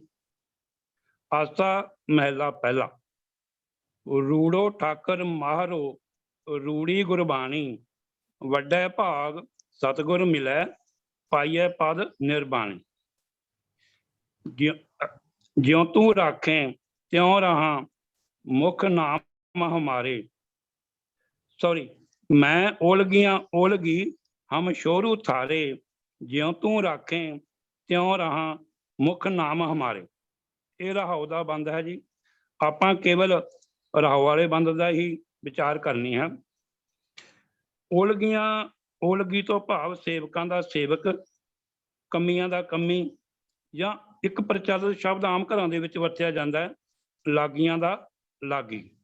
ਭਾਵ ਛੋਟੇ ਮੋਟੇ ਕੰਮ ਕਰਨ ਵਾਲੇ, ਜਿਹੜੇ ਵਿਆਹ ਸ਼ਾਦੀਆਂ ਜਾਂ ਕਿਸੇ ਦੁੱਖ ਤਕਲੀਫ ਵੇਲੇ ਜਾਂ ਕਿਤੇ ਅਫਸੋਸ ਵੇਲੇ, ਜਿਵੇਂ ਘਰਾਂ ਦੇ ਵਿੱਚ ਕਈ ਵਾਰ ਕੋਈ ਬਜ਼ੁਰਗ ਚੜ੍ਹਾਈ ਕਰ ਜਾਂਦਾ, ਉਦੋਂ ਵੀ ਇਹ ਘਰਾਂ ਦੇ ਵਿੱਚ ਆਮ ਹੀ ਕੰਮ ਕਰਦੇ ਹਨ। ਸ਼ੋਰੂ ਛੋਕਰੇ, ਛੋਟੇ ਲੜਕੇ। ਹੇ ਪ੍ਰਭੂ, ਮੈਂ ਤੇਰੇ ਸੇਵਕਾਂ ਦਾ ਸੇਵਕ ਹਾਂ, ਦਾਸਾਂ ਦਾ ਦਾਸ ਹਾਂ, ਮੈਂ ਤੇਰਾ ਇੱਕ ਛੋਟਾ ਜਿਹਾ ਸੇਵਕ ਹਾਂ। ਓਲਗੀਆਂ ਓਲਗੀ ਭਾਵ ਕਮੀਆਂ ਦਾ ਕਮੀ। ਹਮ ਸ਼ੋਰੂ ਥਾਰੇ, ਅਸੀਂ ਇਹ ਮਾਲਕ ਜੀ ਤੇਰੇ ਛੋਟੇ ਛੋਟੇ ਛੋਕਰੇ ਹਾਂ, ਤੇਰੇ ਛੋਟੇ ਛੋਟੇ ਸੇਵਕ ਹਾਂ। ਜਿਉਂ ਤੂੰ ਰੱਖ, ਜਿਵੇਂ ਤੇਰੀ ਰਜ਼ਾ ਹੋਵੇ, ਜਿਵੇਂ ਤੂੰ ਚਾਹੇ, ਜਿਵੇਂ ਤੂੰ ਰਾਖੇ, ਮੈਂ ਉਵੇਂ ਰਹਾ ਤਿਉਂ ਰਹਾ ਮੁਖ ਹਮਾਰੇ। ਇੱਕ ਹੋਰ ਮੇਰੇ ਤੇ ਕਿਰਪਾ ਕਰੋ, ਤੁਸੀਂ ਆਪਣਾ ਨਾਮ ਮੇਰੇ ਮੁਖ ਵਿੱਚ ਪਾਵੋ ਤਾਂ ਕਿ ਮੈਂ ਹਰ ਸਮੇਂ ਤੁਹਾਡਾ ਨਾਮ ਸਿਮਰਦਾ ਰਹਾ, ਤੁਹਾਡੀ ਸਿਫਤ ਸਲਾਹ ਕਰਦਾ ਰਹਾ। ਇਹ ਰਹਾਉ ਦਾ ਬੰਦ ਹੈ ਜੀ। ਇਸ ਤੋਂ ਅੱਗੇ ਹੈ ਜੀ, ਮੇਰੇ ਉੱਤੇ ਜਿਹੜਾ ਸਮੁੱਚਾ ਭਾਵ ਸ਼ਬਦ ਦਾ ਉਹ ਇਹ ਹੈ ਜੀ, ਮੇਰੇ ਉੱਤੇ ਆਪਣੀ ਕਿਰਪਾ ਕਰੋ, ਮੈਂ ਉਸੇ ਤਰ੍ਹਾਂ ਆਪਣਾ ਜੀਵਨ ਗੁਜ਼ਾਰਾਂ, ਉਸੇ ਤਰ੍ਹਾਂ ਰਹਾਂ ਜਿਵੇਂ ਤੇਰੀ ਰਜ਼ਾ ਹੋਵੇ। ਤੇ ਇੰਨੀ ਕੁ ਬੇਨਤੀ ਪ੍ਰਵਾਨ ਕਰਨੀ ਜੀ। ਵਿਚਾਰ ਕਰਦਿਆਂ ਤੋਂ ਕਈ ਭੁੱਲ ਚੁੱਕ ਹੋ ਗਈਆਂ ਹੋਣੀਆਂ ਜੀ, ਹਿੰਮਾਂ ਦਾ ਜਾਚਕ ਹਾਂ। ਵਾਹਿਗੁਰੂ ਜੀ ਕਾ ਖਾਲਸਾ, ਵਾਹਿਗੁਰੂ ਜੀ ਕੀ ਫਤਿਹ। ਗੁਰੂ ਸਾਹਿਬਾਨ ਨੇ ਗੁਰਬਾਣੀ ਦੇ ਵਿੱਚ ਹਰੇਕ ਮਨੁੱਖ ਨੂੰ ਬੜਾ ਨਿਮਰਤਾ ਦਾ ਜੀਵਨ ਜਿਉਣ ਦਾ ਉਪਦੇਸ਼ ਦਿੱਤਾ। ਔਰ ਅਸੀਂ ਦੇਖਦੇ ਹਾਂ ਗੁਰੂ ਸਾਹਿਬਾਨ ਦੀ, ਜਿਸ ਵੇਲੇ ਆਪਾਂ ਇਤਿਹਾਸ ਪੜ੍ਹਦੇ ਹਾਂ, ਉਹਨਾਂ ਦੀ ਜੀਵਨੀ ਵਾਚਦੇ ਹਾਂ, ਤਾਂ ਹਰੇਕ ਗੁਰੂ ਸਾਹਿਬਾਨ ਵਿੱਚ ਅਤ ਦੀ ਨਿਮਰਤਾ ਸੀ। ਇਹ ਨਿਮਰਤਾ ਜਿਹੜੀ ਹੈ ਉਹਨਾਂ ਦੇ ਹਰੇਕ ਸ਼ਬਦ ਚੋਂ ਵੀ ਸਾਨੂੰ ਪ੍ਰਤੀਤ ਹੁੰਦੀ। ਜਿਵੇਂ ਗੁਰੂ ਨਾਨਕ ਸਾਹਿਬ ਜੀ ਕਹਿੰਦੇ, ਨਾਨਕ ਨੀਚ ਕਹੈ ਵਿਚਾਰ, ਵਾਰਿਆ ਨ ਜਾਵੇ ਏਕ ਵਾਰ। ਤਾਂ ਨਿਮਰਤਾ ਲਈ ਇਹ ਲਫ਼ਜ਼ ਜਿਹੜਾ ਉਹ ਮੈਂ ਓਲਗੀ ਹੈ, ਕਿਉਂਕਿ ਉਹ ਵੀਰ ਜੀ ਨੇ ਉਹਦੇ ਤੁਹਾਨੂੰ ਸਹੀ ਮੈਨੇ ਦੱਸੇ ਨੇ ਕਿ ਕਿਸ ਨੂੰ ਇਹ ਲਫ਼ਜ਼ ਵਰਤਿਆ ਜਾਂਦਾ ਹੈ। ਪਰ ਭਾਵ ਇਹੀ ਹੈ ਕਿ ਨਿਮਰਤਾ, ਅਤ ਦੀ ਨਿਮਰਤਾ ਚਾਹੀਦੀ ਹੈ। ਗੁਰੂ ਨਾਨਕ ਸਾਹਿਬ ਜੀ ਦਾ ਇੱਕ ਸ਼ਬਦ ਹੈ, ਮੁੱਲ ਖਰੀਦੀ ਲਾਲਾ ਗੋਲਾ, ਮੇਰਾ ਨਾਮ ਸੁਭਾਗਾ, ਗੁਰੂ ਕੀ ਪਚਨੀ ਹਾਟ ਬਿਕਾਨਾ, ਜਿਤ ਲਾਇਆ ਤਿਤ ਲਾਗ। ਤੇਰੇ ਲਾਲੇ ਕਿਆ ਚਤਰਾਈ, ਸਾਹਿਬ ਹੁਕਮ ਨਾ ਕਰਨਾ ਜਾਏ। ਔਰ ਲੰਬਾ ਸ਼ਬਦ ਹੈ। ਇਹ ਸਾਰੇ ਸ਼ਬਦ ਵਿੱਚ ਇਹ ਲਫ਼ਜ਼ ਲਾਲਾ ਗੋਲਾ ਕਿੰਨੀ ਵਾਰੀ ਵਰਤਿਆ, ਤੇ ਲਾਲਾ ਗੋਲਾ ਵੀ ਗੁਲਾਮ ਹੁੰਦੇ ਨੇ। ਤਾਂ ਮਤਲਬ ਇਹ ਹੈ ਕਿ ਗੁਲਾਮ ਤੋਂ ਭਾਵ ਉੱਥੇ ਸਿਰਫ ਇਹ ਦੱਸ ਤੋਂ ਹੈ, ਜਿਸ ਤਰ੍ਹਾਂ ਦੁਨਿਆਵੀ ਤੌਰ ਤੇ ਇੱਕ ਗੁਲਾਮ ਜਿਹੜਾ ਉਹ ਖਰੀਦਿਆ ਹੁੰਦਾ ਹੈ, ਉਹਦਾ ਮਾਲਕ ਉਹਨੂੰ ਜੋ ਦੇਵੇ ਉਹਨੂੰ ਖਾਣਾ ਪੈਂਦਾ ਹੈ, ਜੋ ਕੰਮ ਕਵੇ ਕਰਨਾ ਪੈਂਦਾ ਹੈ। ਉਹਦੀ ਆਪਣੀ ਕੋਈ ਮਰਜ਼ੀ ਨਹੀਂ ਚੱਲਦੀ। ਇਸੇ ਤਰ੍ਹਾਂ ਸਾਨੂੰ ਹਰੇਕ ਗੁਰੂ ਨਾਨਕ ਨਾਮ ਲੇਵਾ ਜਿਹੜੇ ਗੁਰਬਾਣੀ ਨੂੰ ਮੰਨਦੇ ਨੇ, ਉਹਨਾਂ ਨੂੰ ਸਤਿਗੁਰਾਂ ਦਾ ਹੁਕਮ ਇਹ ਹੈ ਕਿ ਜਿਸ ਤਰ੍ਹਾਂ ਵਾਹਿਗੁਰੂ ਜੀ ਸਾਨੂੰ ਰੱਖਣਾ, ਜਿਸ ਤਰ੍ਹਾਂ ਵੀਰ ਜੀ ਨੇ ਸ਼ਬਦ ਦੇ ਅਰਥ ਵੀ ਕਰਕੇ ਦੱਸੇ ਕਿ ਜੋ ਤੂੰ ਰਾਖੇ ਤਿਉ ਰਾਮ, ਕਿ ਵਾਹਿਗੁਰੂ ਜੀ ਨੇ ਜਿਸ ਤਰ੍ਹਾਂ ਸਾਨੂੰ ਰੱਖਣਾ ਉਹਦੇ ਵਿੱਚ ਅਸੀਂ ਪ੍ਰਸੰਨ ਰਹਿਣਾ ਹੈ। ਵਾਹਿਗੁਰੂ ਜੀ ਦੀ ਪ੍ਰਸੰਨਤਾ 'ਚ ਹੀ ਸਾਡਾ ਜੀਵਨ ਪ੍ਰਸੰਨ ਰਹੇਗਾ। ਤਾਂ ਧੰਨਵਾਦ ਵੀਰ ਕਿੱਕਰ ਸਿੰਘ ਜੀ ਆਪ ਜੀ ਦਾ। ਤਾਂ ਸਾਧ ਸੰਗਤ ਜੀ, ਇੱਕ ਹੋਰ ਸਵਾਲ ਜਿਹੜਾ ਅਗਲਾ ਆਇਆ ਕਿ ਆਪਾਂ ਦੇਖਦੇ ਹਾਂ ਕਿ ਜਿਸ ਵੇਲੇ ਅਸੀਂ ਦਰਬਾਰ ਸਾਹਿਬ ਜਾਂ ਹੋਰ ਇਤਿਹਾਸਕ ਸਥਾਨਾਂ ਜਾਂ ਜਿਹੜੇ ਗੁਰਦੁਆਰੇ ਸੰਗਤ ਜ਼ਿਆਦਾ ਆਉਂਦੀ ਹੈ, ਉੱਥੇ ਅਸੀਂ ਜਾਂਦੇ ਹਾਂ ਤੇ ਉੱਥੇ ਇੱਕ ਸਿਸਟਮ ਹੈ ਕਿ ਤੁਸੀਂ ਮਾਇਆ ਭੇਟ ਕਰਕੇ ਕੜਾਹ ਪ੍ਰਸ਼ਾਦ ਲੈ ਸਕਦੇ ਹੋ, ਉਹਦੀ ਉਹ ਪਰਚੀ ਤੁਹਾਨੂੰ ਦਿੰਦੇ ਨੇ। ਤੋ ਸਵਾਲ ਇਹੀ ਹੈ ਕਿ ਦਰਬਾਰ ਸਾਹਿਬ ਸ੍ਰੀ ਅੰਮ੍ਰਿਤਸਰ ਵਿਖੇ ਕੜਾਹ ਪ੍ਰਸ਼ਾਦ ਵਾਲੀ ਪਰਚੀ ਕੱਟਣ ਦਾ ਰਿਵਾਜ ਕਿਉਂ ਸ਼ੁਰੂ ਹੋਇਆ ਤੇ ਕਦੋਂ ਸ਼ੁਰੂ ਹੋਇਆ? ਮੈਂ ਬੇਨਤੀ ਕਰ ਰਿਹਾ ਪ੍ਰਿੰਸੀਪਲ ਸੁਰਿੰਦਰ ਸਿੰਘ ਜੀ ਨੂੰ ਵੀ ਉਹ ਕਿਰਪਾ ਕਰਕੇ ਇਹਦੇ ਬਾਰੇ ਸਾਨੂੰ ਦੱਸਣ। ਵਾਹਿਗੁਰੂ ਜੀ ਕਾ ਖਾਲਸਾ, ਵਾਹਿਗੁਰੂ ਜੀ ਕੀ ਫਤਿਹ। ਪਰਮ ਸਤਿਕਾਰਯੋਗ ਗੁਰੂ ਪਿਆਰਿਓ, ਕੜਾਹ ਪ੍ਰਸ਼ਾਦ ਬਾਰੇ ਸਵਾਲ ਪਹਿਲਾਂ ਵੀ ਅਸੀਂ ਕਰ ਚੁੱਕੇ ਹਾਂ, ਜਿਸ ਤੋਂ ਪਤਾ ਲੱਗਿਆ ਸੀ ਕਿ ਕੜਾਹ ਪ੍ਰਸ਼ਾਦ ਦੀ ਦੇਗ ਗੁਰੂ ਨਾਨਕ ਪਾਤਸ਼ਾਹ ਦੇ ਸਮੇਂ ਤੋਂ ਹੀ ਪ੍ਰਾਰੰਭ ਹੋ ਗਈ ਸੀ। ਜੇ ਅਸੀਂ ਆਪਣੇ ਦੇਸ਼ ਵਿੱਚ ਜਾਂ ਪੰਜਾਬ ਵਿੱਚ ਗੱਲ ਕਰੀਏ ਤਾਂ ਸਭ ਤੋਂ ਪਹਿਲਾਂ ਗੁਰੂ ਨਾਨਕ ਦੇਵ ਜੀ ਮਹਾਰਾਜ ਨੇ ਕਰਤਾਰਪੁਰ ਵਿਖੇ ਭਾਈ ਤਾਰਾ ਜੀ ਨੂੰ ਕੜਾਹ ਪ੍ਰਸ਼ਾਦ ਦੀ ਦੇਗ ਤਿਆਰ ਕਰਨ ਦੀ ਵਿਧੀ ਸਮਝਾਈ ਤੇ ਉਹਨਾਂ ਪਾਸੋਂ ਸਭ ਤੋਂ ਪਹਿਲਾਂ ਕੜਾਹ ਪ੍ਰਸ਼ਾਦ ਦੀ ਦੇਗ ਜੋ ਹੈ ਤਿਆਰ ਕਰਵਾਈ ਸੀ। ਉਸ ਤੋਂ ਬਾਅਦ 10 ਪਾਤਸ਼ਾਹੀਆਂ ਦੇ ਸਮੇਂ ਹੀ ਕੜਾਹ ਪ੍ਰਸ਼ਾਦ ਦੀ ਦੇਗ ਦਾ ਜੋ ਹੈ ਉਹ ਮਰਜ਼ਾਦਾ ਬੰਨ੍ਹ ਦਿੱਤੀ ਗਈ। ਸੋ ਅਸੀਂ ਅੱਜ ਵਿਚਾਰ ਕੇਵਲ ਇਤਨੀ ਕਰਨੀ ਹੈ ਕਿ ਪਰਚੀ ਸਿਸਟਮ ਕੜਾਹ ਪ੍ਰਸ਼ਾਦ ਬਾਰੇ ਕਦੋਂ ਤੋਂ ਚਾਲੂ ਹੋ ਗਿਆ, ਕਿਉਂਕਿ ਜਦੋਂ ਗੁਰੂ ਨਾਨਕ ਪਾਤਸ਼ਾਹ ਨੇ ਮਾਰਿਆ ਸਿੱਖਾ ਜਗਤ ਵਿੱਚ ਨਾਨਕ ਨਿਰਮਲ ਪੰਥ ਚਲਾਇਆ ਤੇ ਨਿਰਮਲ ਪੰਥ ਵਿੱਚ ਸ਼ਾਮਲ ਹੋਣ ਵਾਲਿਆਂ ਲਈ ਹਰ ਕਿਸਮ ਦੀ ਮਰਜ਼ਾਦਾ ਦਾ ਹਰ ਪੁਆਇੰਟ, ਹਰ ਪਹਿਲੂ ਜਿਹੜਾ ਉਹ ਵੱਖਰਾ ਕਰ ਦਿੱਤਾ ਗਿਆ। ਦੂਜੇ ਧਰਮਾਂ ਵਾਲੇ ਲੋਕ ਜਿਹੜੇ ਨੇ ਉਹ ਭਾਂਤ ਦੀ ਮਰਜ਼ਾਦਾ, ਭਾਂਤ ਦੇ ਕੜਾਹ ਆਪਣੇ ਪ੍ਰਸ਼ਾਦ, ਕੋਈ ਛੋਲਿਆਂ ਦਾ, ਕੋਈ ਲੱਡੂਆਂ ਦਾ, ਬਰਫੀ ਦਾ, ਵੱਖ-ਵੱਖ ਦਿਨਾਂ ਦੇ ਵਿੱਚ ਵੱਖ-ਵੱਖ ਦੇਵਤਿਆਂ ਦੇ ਲਈ ਵੱਖ ਕਿਸਮ ਦੇ ਮਠਿਆਈ, ਫਲ ਫਰੂਟ ਦੇ ਪ੍ਰਸ਼ਾਦ ਲੈ ਕੇ ਆਉਂਦੇ ਸੀ। ਪਰ ਗੁਰੂ ਨਾਨਕ ਪਾਤਸ਼ਾਹ ਨੇ ਹੁਕਮ ਕੀਤਾ ਕਿ ਕੜਾਹ ਪ੍ਰਸ਼ਾਦ ਦੀ ਦੇਗ ਹੀ ਪ੍ਰਵਾਨ ਹੋਏਗੀ। ਇਹਦਾ ਕਾਰਨ ਸਭ ਤੋਂ ਵੱਡਾ ਕੀ ਸੀ? ਇੱਕ ਤਾਂ ਇਹ ਪੌਸ਼ਟਿਕ ਖੁਰਾਕ ਸੀ ਜੋ ਹਰ ਪ੍ਰਾਣੀ ਨੂੰ ਖਾਣ ਦੇ ਨਾਲ ਜਿੱਥੇ ਜੀਵ ਦਾ ਆਨੰਦ ਵੀ ਆਉਂਦਾ ਸੀ, ਸਵਾਦ ਲੱਗਦਾ ਸੀ, ਉੱਥੇ ਸਿਹਤ ਦੇ ਪੱਖੋਂ ਵੀ ਇਸ ਦਾ ਕੋਈ ਜਿਹੜਾ ਘਾਟਾ ਨਹੀਂ, ਨੁਕਸਾਨ ਨਹੀਂ ਸੀ ਔਰ ਫਾਇਦਾ ਹੀ ਫਾਇਦਾ ਸੀ। ਤੇ ਸਭ ਤੋਂ ਵੱਡਾ ਫਾਇਦਾ ਸਮਾਜਿਕ ਤੌਰ ਤੇ ਸਾਨੂੰ ਇਹ ਸੀ ਕਿ ਦੂਜੇ ਧਰਮਾਂ ਦੇ ਵਿੱਚ ਉਹਨਾਂ ਦੀ ਸ਼ੁਰੂਆਤ ਤੇ ਜਾਤ ਪਾਤ ਹੁੰਦੀ ਹੈ ਤੇ ਸਿੱਖ ਧਰਮ ਵਿੱਚ ਜਾਤ ਪਾਤ ਦਾ ਖਾਤਮਾ ਕੀਤਾ ਗਿਆ ਤੇ ਗੁਰੂ ਨਾਨਕ ਸਾਹਿਬ ਨੇ ਜਾਤ ਪਾਤ ਦੇ ਖਾਤਮੇ ਲਈ ਹੀ ਕੜਾਹ ਪ੍ਰਸ਼ਾਦ ਦੀ ਦੇਗ, ਸੰਗਤ, ਪੰਗਤ, ਭਾਵ ਲੰਗਰ, ਬੌਲੀਆਂ, ਸਰੋਵਰ, ਸ੍ਰੀ ਗੁਰੂ ਗ੍ਰੰਥ ਸਾਹਿਬ ਦੀ ਸੰਪਾਦਨਾ ਔਰ ਇੱਕੋ ਬਾਟੇ ਵਿੱਚ ਅੰਮ੍ਰਿਤ ਛਕਾਉਣ ਵਾਲੀ ਮਰਜ਼ਾਦਾ ਚਾਲੂ ਕੀਤੀ। ਉਹਦਾ ਪਹਿਲਾ ਪੁਆਇੰਟ ਜਿਹੜਾ ਸੀ ਉਹ ਕੜਾਹ ਪ੍ਰਸ਼ਾਦ ਦੀ ਦੇਗ, ਕਿਉਂਕਿ ਜਾਤ ਧਰਮਾਨੀ ਲੋਕ, ਪੁਜਾਰੀ ਜਾਤ ਨੇ ਕੰਮ ਵੰਡੇ, ਕੰਮ ਦੇ ਆਧਾਰ ਤੇ ਜਾਤਾਂ ਵੰਡੀਆਂ, ਜਾਤਾਂ ਦੇ ਆਧਾਰ ਤੇ ਇੰਨੇ ਵਿਤਕਰੇ, ਇੰਨੀ ਨਫ਼ਰਤ ਪੈਦਾ ਕੀਤੀ ਕਿ ਛੋਟੀਆਂ ਜਾਤਾਂ ਵਾਲਿਆਂ ਦੇ ਹੱਥੋਂ ਸੂਕਾ ਸਿੱਧਾ, ਭਾਵ ਕਰਿਆਨਾ, ਘਿਓ, ਖੰਡ, ਰਸੋਈ ਵਾਲੀਆਂ ਹੋਰ ਚੀਜ਼ਾਂ, ਇਹ ਤਾਂ ਸੁੱਕੀਆਂ ਹੀ ਲੈ ਲਈਆਂ ਜਾਂਦੀਆਂ ਸੀ। ਪਰ ਬਣਾਇਆ ਹੋਇਆ ਭੋਜਨ, ਸ਼ੂਦਰ ਦੇ ਘਰ ਦਾ, ਸ਼ੂਦਰ ਦੇ ਹੱਥ ਦਾ ਖਾਣਾ, ਇਹ ਬਹੁਤ ਵੱਡਾ ਪਾਪ ਸਮਝਿਆ ਜਾਂਦਾ ਸੀ। ਉਸਦਾ ਪਰਛਾਵਾਂ ਲੈਣਾ ਵੀ ਪਾਪ ਸਮਝਿਆ ਜਾਂਦਾ ਸੀ ਤੇ ਉਹਦੇ ਹੱਥਾਂ ਦਾ ਖਾਣਾ ਪੀਣਾ ਤਾਂ ਬਹੁਤ ਦੂਰ ਦੀ ਗੱਲ ਜਿਹੜੀ ਹੈ ਉਹ ਹੋ ਚੁੱਕੀ ਸੀ। ਤੇ ਜਗਤ ਗੁਰੂ ਨਾਨਕ ਪਾਤਸ਼ਾਹ ਨੇ ਮਾਨਸ ਕੀ ਜਾਤ ਸਭ ਏਕੇ ਪਹਿਚਾਨਵ ਦਾ ਸਿਧਾਂਤ ਲਾਗੂ ਕਰਨ ਲਈ ਕੜਾਹ ਪ੍ਰਸ਼ਾਦ ਦੀ ਮਰਜ਼ਾਦਾ ਚਾਲੂ ਕੀਤੀ ਤੇ ਗੁਰੂ ਜੀ ਦੇ ਹੁਕਮ ਅਨੁਸਾਰ ਇਹ ਹੁਕਮ ਹੋਇਆ ਸਿੱਖਾਂ ਨੂੰ ਕਿ ਤੁਸੀਂ ਆਪਣੇ ਘਰ ਤੋਂ ਕੜਾਹ ਪ੍ਰਸ਼ਾਦ ਦੀ ਦੇਗ ਤਿਆਰ ਕਰਕੇ ਲਿਆਓ, ਜੋ ਧਰਮਸ਼ਾਲ ਵਿੱਚ ਲਿਆ ਕੇ, ਸੰਗਤ ਵਿੱਚ ਲਿਆ ਕੇ ਇੱਕ ਵੱਡੇ ਪਤੀਲੇ ਜਾਂ ਵੱਡੇ ਕੜਾਹੇ ਵਿੱਚ ਪਾ ਕੇ ਔਰ ਦੀਵਾਨ ਦੀ ਸਮਾਪਤੀ ਉਪਰੰਤ ਉਹੀ ਦੇਗ ਜਿਹੜੀ ਘਰਾਂ ਤੋਂ ਆਈ ਹੋਈ ਸਾਰੀ ਸੰਗਤ ਨੂੰ ਛਕਾਈ ਜਾਂਦੀ ਸੀ। ਤੇ ਇਹਦੇ ਪਿੱਛੇ ਭਾਵਨਾ ਜਿਹੜੀ ਹੈ ਉਹ ਜਾਤ ਪਾਤ ਦਾ ਖਾਤਮਾ ਵੀ ਹੋਏਗਾ ਤੇ ਦੂਜੇ ਨੰਬਰ ਤੇ ਉਹ ਦੇਗ ਸਾਰਿਆਂ ਵਿੱਚ ਵਰਤਾ ਕੇ ਇਸ ਗੱਲ ਦੀ ਨਹੀਂ ਰੱਖੀ। ਸੋ ਇਹ ਸਮਾਂ ਜਿਹੜਾ ਹੈ ਅੱਜ ਵੀ ਅਸੀਂ ਦੇਖਦੇ ਵੱਖ-ਵੱਖ ਕਬੀਲਿਆਂ ਦੇ ਵਿੱਚ, ਚਾਹੇ ਉਹ ਭਾਰਤ ਵਿੱਚ ਰਹਿੰਦੇ ਹੋਣ ਜਾਂ ਜਿੱਥੇ ਜਿੱਥੇ 30 ਦੇਸ਼ਾਂ ਤੱਕ ਗੁਰੂ ਨਾਨਕ ਦੇਵ ਜੀ ਮਹਾਰਾਜ ਗਏ, ਉੱਥੇ ਉੱਥੇ ਕੁਝ ਕਬੀਲਿਆਂ ਦੇ ਵਿੱਚ ਕੜਾਹ ਪ੍ਰਸ਼ਾਦ ਦੀ ਮਰਜ਼ਾਦਾ ਅੱਜ ਤੱਕ ਚੱਲੀ ਹੋਈ ਹੈ। ਔਰ ਉੱਥੇ ਮਰਜ਼ਾਦਾ ਇਹੀ ਹੈ, ਜਿਸ ਤਰ੍ਹਾਂ ਪਿਛਲੀ ਵਾਰ ਸਰਦਾਰ ਮਨਮੋਹਨ ਸਿੰਘ ਜੀ ਨੇ ਮੇਰੇ ਇੱਕ ਲੈਕਚਰ ਦਾ ਇਹ ਹਵਾਲਾ ਦੇ ਕੇ ਮਨਵਾੜ ਦੇ ਇਲਾਕੇ ਮਹਾਰਾਸ਼ਟਰ ਵਿੱਚ ਔਰ ਵੱਖ-ਵੱਖ ਕਬੀਲੇ ਜਿਹੜੇ ਜਿਨ੍ਹਾਂ ਵਿੱਚ ਅਸੀਂ ਕਹਿ ਸਕਦੇ ਹਾਂ ਕਿ ਸਤਨਾਮੀਏ ਸਿੱਖ ਬਣਜਾਰੇ, ਸਿਕਲੀਗਰ ਅਤੇ ਹੋਰ ਇਸ ਤਰ੍ਹਾਂ ਦੇ ਵੱਖ-ਵੱਖ ਕਬੀਲਿਆਂ ਵਿੱਚ ਅੱਜ ਵੀ ਮਰਜ਼ਾਦਾ ਉਸੇ ਤਰ੍ਹਾਂ ਚੱਲੀ ਹੋਈ। ਬਲਕਿ ਇੱਥੋਂ ਤੱਕ ਵੀ ਅਫਗਾਨਿਸਤਾਨ ਦੇ ਵਿੱਚ ਮੈਂ ਇੱਕ ਕਿਤਾਬ 'ਚ ਪੜ੍ਹਿਆ ਸੀ, ਉੱਥੋਂ ਦੇ ਬਾਦਸ਼ਾਹ ਦੇ ਨਿੱਜੀ ਡਾਕਟਰ ਸਨ ਡਾਕਟਰ ਅਵਤਾਰ ਸਿੰਘ ਆਜ਼ਾਦ। ਅੱਜ ਤੋਂ ਕੋਈ 30 ਕੁ ਸਾਲ ਪਹਿਲਾਂ ਮੈਂ ਇੱਕ ਕਿਤਾਬ ਪੜ੍ਹੀ ਸੀ, ਗੁਰਸਿੱਖ ਸੰਜੋਗ ਅਖਬਾਰ ਪੜ੍ਹੀ ਸੀ, ਉਹਦੇ ਵਿੱਚੋਂ ਮੈਂ ਨੋਟ ਕੀਤਾ ਸੀ ਤੇ ਉਹਨਾਂ ਨੂੰ ਇੱਕ ਦਿਨ ਪਤਾ ਲੱਗਾ ਇੱਥੇ ਹਿੰਦੂ ਕੁਸ਼ ਪਹਾੜ ਦੇ ਵਿੱਚ ਕੋਈ ਗੁਰੂ ਨਾਨਕ ਪਾਤਸ਼ਾਹ ਦੀ ਯਾਦਗਾਰ ਬਣੀ ਹੋਈ ਹੈ, ਜਿਹਨੂੰ ਕੋਠਾ ਸਾਹਿਬ ਕਹਿੰਦੇ ਨੇ। ਕਹਿੰਦੇ ਮੈਂ ਵੀ ਦਰਸ਼ਨ ਕਰਨ ਦੇ ਲਈ ਗਿਆ, ਜਿਸ ਦਿਨ ਉਹਨਾਂ ਦੀ ਛੁੱਟੀ ਹੁੰਦੀ ਸੀ ਉੱਥੇ ਬਹੁਤ ਸਾਰੇ ਲੋਕਾਂ ਦਾ ਇਕੱਠ ਸੀ। ਇਹ ਦੇਖਿਆ ਇੱਕ ਬੈੱਡ ਦੇ ਉੱਤੇ ਬਿਸਤਰਾ ਵੀ ਵਿਛਿਆ ਹੋਇਆ ਸੀ, ਉਹਦੇ ਉੱਤੇ ਇੱਕ ਚਿੱਟੀ ਚਾਦਰ ਵਿਛਾਈ ਹੋਈ ਸੀ।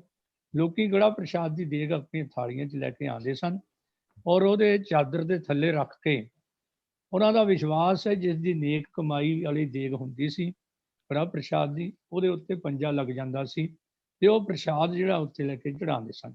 ਸੋ ਮੇਰੇ ਕਹਿਣ ਦਾ ਮਤਲਬ ਇਹ ਗੁਰੂ ਨਾਨਕ ਪਾਤਸ਼ਾਹ ਦੇ ਸਮੇਂ ਤੋਂ, ਵੈਸੇ ਵੀ ਰਾਏ ਬੁਲਾਰ ਨੇ ਜਦੋਂ ਰਾਏ ਭੋਜ ਦੀ ਤਲਵੰਡੀ ਗੁਰੂ ਨਾਨਕ ਪਾਤਸ਼ਾਹ ਦੂਜੀ ਉਦਾਸੀ ਤੇ ਚੱਲੇ ਨੇ, ਉਸ ਵੇਲੇ ਉਹਨੇ ਬੇਨਤੀ ਕੀਤੀ, ਸੱਚੇ ਪਾਤਸ਼ਾਹ ਬੁੱਢਾ ਹੋ ਗਿਆ, ਪਤਾ ਨਹੀਂ ਸਵਾਸ ਕਦੇ ਪੂਰੇ ਹੋ ਜਾਣ, ਤੁਸੀਂ ਹੁਣ ਜਾ ਰਹੇ ਹੋ, ਮੇਰਾ ਜ਼ਮੀਨ ਜਾਇਦਾਦ ਧਨ ਦੌਲਤ ਨੌਕਰ ਚਾਕਰ ਸਭ ਤੁਹਾਡੀ ਸੇਵਾ 'ਚ ਹਾਜ਼ਰ, ਪਰ ਹੁਣ ਤੁਸੀਂ ਨਾ ਜਾਇਓ।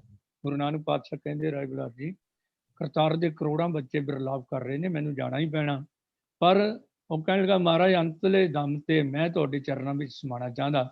ਤੇ ਗੁਰੂ ਨਾਨਕ ਪਾਤਸ਼ਾਹ ਨੇ ਉਸੇ ਕਿਹਾ ਕਿ ਕੜਾਹ ਪ੍ਰਸ਼ਾਦ ਦੀ ਦੇਗ ਤਿਆਰ ਕਰਕੇ ਅਰਦਾਸ ਕਰਿਓ ਤੇ ਮੈਂ ਉਸੇ ਵੇਲੇ ਹਾਜ਼ਰ ਹੋ ਜਾਵਾਂਗਾ। ਇਸ ਤਰ੍ਹਾਂ ਦੀਆਂ ਇਤਿਹਾਸਕ ਸਾਖੀਆਂ ਇਸ ਗੱਲ ਦੀ ਗਵਾਹੀ ਭਰਦੀਆਂ ਨੇ। ਹੁਣ ਜਿੱਥੋਂ ਤੱਕ ਪਰਚੀ ਦਾ ਸੰਬੰਧ ਹੈ, ਇਹ ਆਦਿ ਕਾਲ ਤੋਂ ਮਰਜ਼ਾਦਾ ਚੱਲੀ ਹੋਈ ਸੀ। ਅਸੀਂ ਜਦੋਂ ਛੋਟੇ ਛੋਟੇ ਹੁੰਦੇ ਸਾਂ, ਸਾਡੇ ਨੇੜੇ ਤਖਤ ਸਾਹਿਬ ਤੇ ਕੀਰਤਪੁਰ ਸਾਹਿਬ ਦੋ ਇਤਿਹਾਸਕ ਸਥਾਨ 6ਵੇਂ ਪਾਤਸ਼ਾਹ ਤੋਂ ਲੈ ਕੇ 10ਵੇਂ ਪਾਤਸ਼ਾਹ ਤੱਕ 6 ਗੁਰੂ ਸਾਹਿਬਾਨ ਦੇ ਇੱਥੇ ਮੁਬਾਰਕ ਚਰਨ ਪਏ। ਅਸੀਂ ਦੇਖਦੇ ਹੁੰਦੇ ਸੀ ਕਿ ਸਿੱਖ ਘਰਾਂ ਤੋਂ ਡੋਲਿਆਂ ਦੇ ਵਿੱਚ ਕੜਾਹ ਪ੍ਰਸ਼ਾਦ ਦੀ ਦੇਗ ਲੈ ਕੇ ਆਉਂਦੇ ਸੀ ਤੇ ਉਹ ਉੱਥੇ ਭੇਟ ਕਰਕੇ ਕੁਛ ਹਿੱਸਾ ਪ੍ਰਸ਼ਾਦ ਦਾ ਵਿੱਚੇ ਰਹਿਣ ਦਿੱਤਾ ਜਾਂਦਾ ਸੀ। ਕਿਰਪਾਨ ਭੇਟ ਕਰਨ ਤੋਂ ਬਾਅਦ ਉਹਨਾਂ ਦੇ ਡੋਲੇ ਵਿੱਚ ਜਾਂ ਜਿਸ ਵੀ ਬਰਤਨ ਵਿੱਚ ਲਿਆਂਦੇ ਸੀ, ਬਾਕੀ ਸਾਂਝੇ ਬਾਟੇ ਵਿੱਚ ਪਾ ਲਿਆ ਜਾਂਦਾ ਸੀ ਤੇ ਉਹ ਸਾਰੀ ਸੰਗਤ ਨੂੰ ਵਰਤਾਇਆ ਜਾਂਦਾ ਸੀ।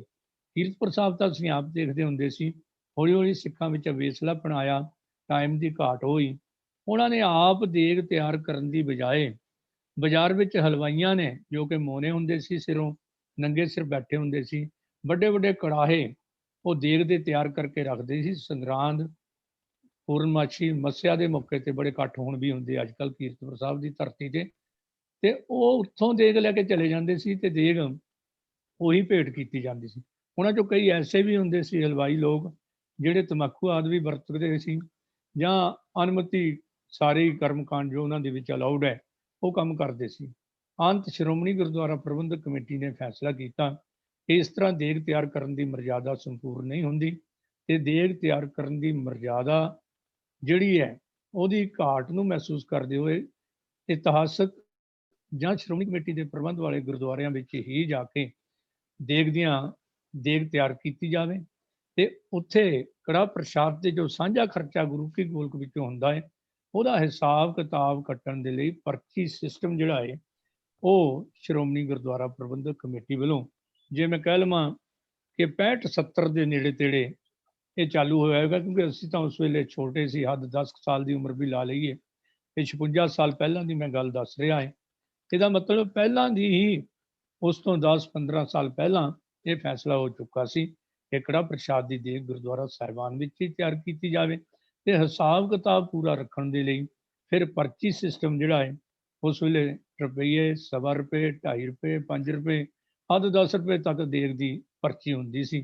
ਹੁਣ ਤਾਂ 1100 ਰੁਪਏ ਤੱਕ ਤੇ ਵੱਧ ਕੇ 11,000 ਤੱਕ ਵੀ ਸਿੱਖ ਸੰਗਤਾਂ ਸ਼ਰਧਾਲੂ ਜਿੰਨੀ ਕੁ ਸਮਰੱਥਾ ਆਪਣੇ ਦੋਸਤਾਂ ਦੇ ਕੜਾਹ ਪ੍ਰਸ਼ਾਦ ਦੀ ਦੇਗ ਤਿਆਰ ਕਰਦੇ ਹਨ। ਸੋ ਭਾਵੇਂ ਦਰਬਾਰ ਸਾਹਿਬ ਹੈ ਤੇ ਭਾਵੇਂ ਹੋਰ ਗੁਰਦੁਆਰਾ ਸਾਹਿਬਾਨ, ਮੈਂ ਸਮਝਦਾ ਕਿ ਜਦੋਂ ਅਸੀਂ ਇਹ ਛੋਟੇ ਹੁੰਦੇ ਦੇਖਦੇ ਸੀ, ਇਹ ਸ਼੍ਰੋਮਣੀ ਕਮੇਟੀ ਦੇ ਪ੍ਰਬੰਧ ਵਿੱਚ ਆਉਣ ਤੋਂ ਬਾਅਦ ਇਹ ਦੇਗ ਦੀ ਪਰਚੀ ਦਾ ਸਿਸਟਮ ਗੁਰਦੁਆਰਾ ਇਤਿਹਾਸ ਗੁਰਦੁਆਰਾ ਸਾਹਿਬਾਨ ਵਿੱਚ ਚਾਲੂ ਹੋਇਆ ਤੇ ਉਦੋਂ ਤੋਂ ਅੱਜ ਤੱਕ ਨਿਰੰਤਰ ਜਾਰੀ ਹੈ।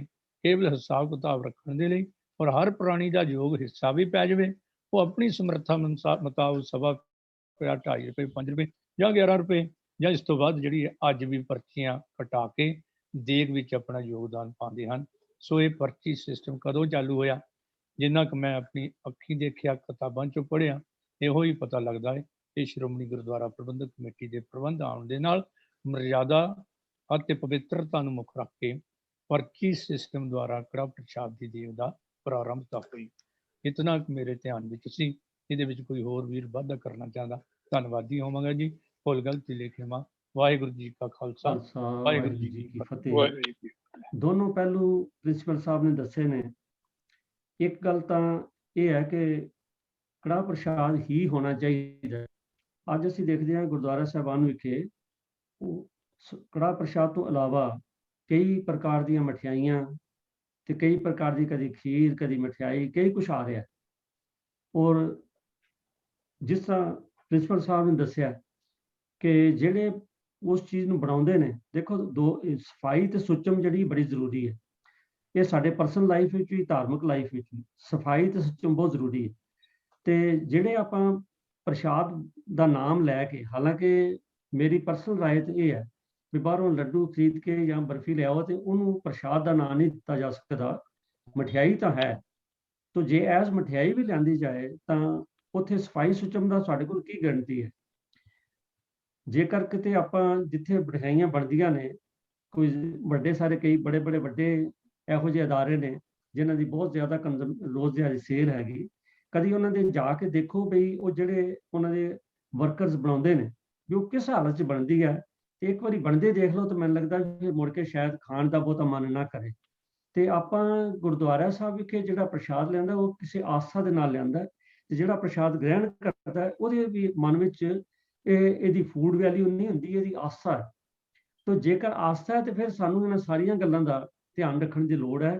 ਤਾਂ ਮੇਰੀ ਬੇਨਤੀ ਇਹ ਹੈ ਵੀ ਕੁਦਰਤੀ ਸਵਾਲ ਵੀ ਆਇਆ ਕਿ ਸਾਨੂੰ ਇਹ ਜਿਹੜੀਆਂ ਹੁਣ ਨਵੀਆਂ ਪਿਰਤਾਂ ਪੈ ਗਈਆਂ ਨੇ ਬਈ ਕਿਤੇ ਭੁੰਗੜੀਆਂ ਬਣਾ ਕੇ ਲੈ ਜਾਣੀਆਂ, ਉਹਦੇ ਪਿੱਛੇ ਇੱਕ ਵਹਿਮ ਵੀ ਹੈ, ਵੱਖਰਾ ਮਤਲਬ ਵਿਸ਼ਾ ਹੈਗਾ, ਤੇ ਮਠਿਆਈਆਂ ਲੈ ਕੇ ਜਾਣੀਆਂ।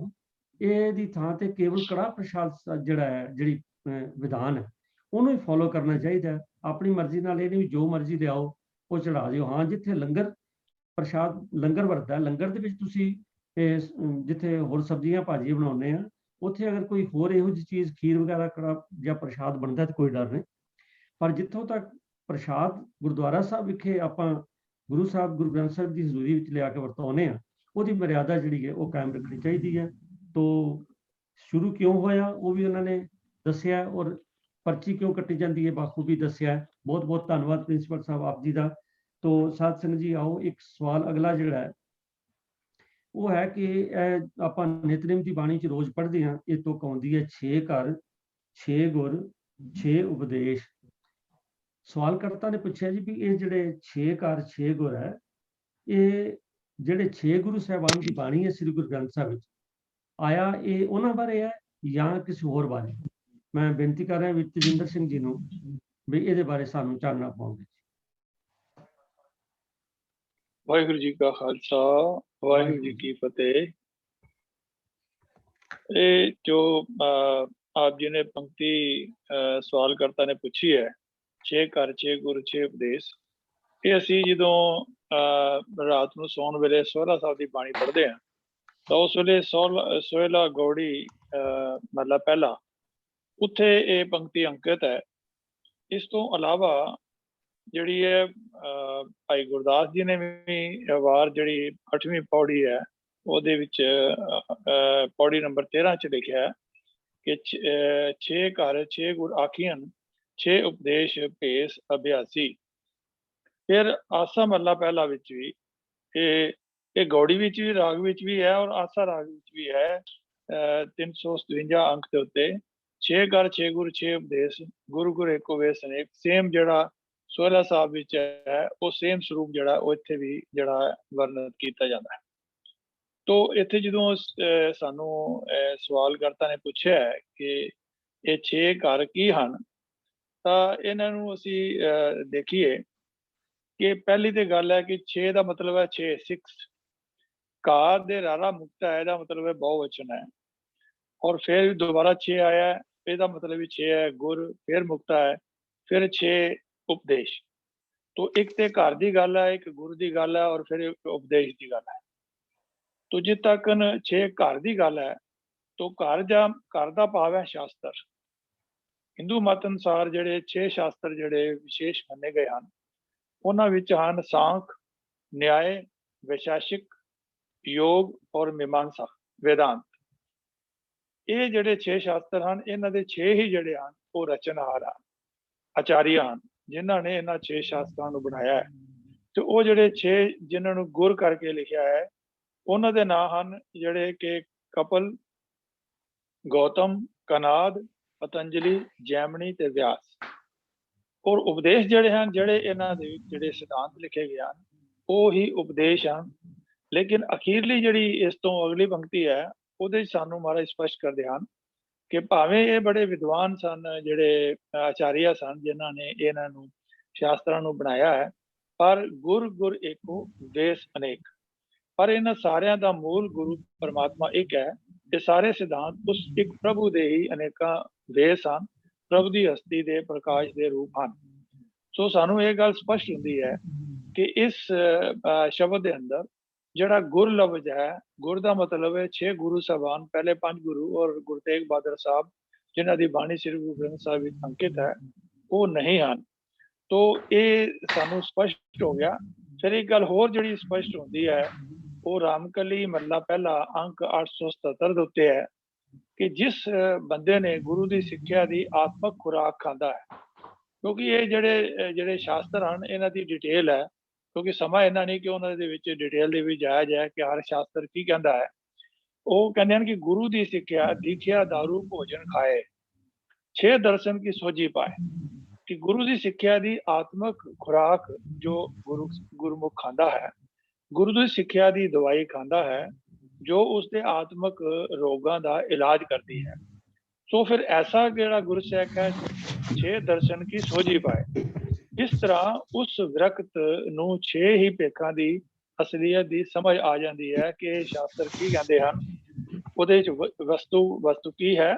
ਭਾਵ ਉਸ ਨੂੰ 6 ਹੀ ਭੇਖਾਂ ਦੀ ਲੋੜ ਨਹੀਂ ਰਹਿ ਜਾਂਦੀ। ਭਾਵ ਜਿਹੜਾ ਗੁਰੂ ਦਾ ਸਿੱਖ ਹੈ, ਜਿਹੜਾ ਗੁਰਬਾਣੀ ਦੇ ਲੜ ਲੱਗਾ ਹੈ, ਜਿਸਨੇ ਗੁਰੂ ਗ੍ਰੰਥ ਸਾਹਿਬ ਜੀ ਨੂੰ ਆਪਣਾ ਗੁਰੂ ਮੰਨਿਆ ਹੈ, ਉਹ ਜਿਹੜਾ ਹੈ ਉਹ ਕੇਵਲ ਗੁਰਬਾਣੀ ਗੁਰੂ ਉਪਦੇਸ਼ਾਂ ਨੂੰ ਹੀ ਸਭ ਤੋਂ ਉੱਤਮ ਜਿਹੜਾ ਹੈ ਉਹ ਸਾਧਨ ਮੰਨਦਾ ਹੈ।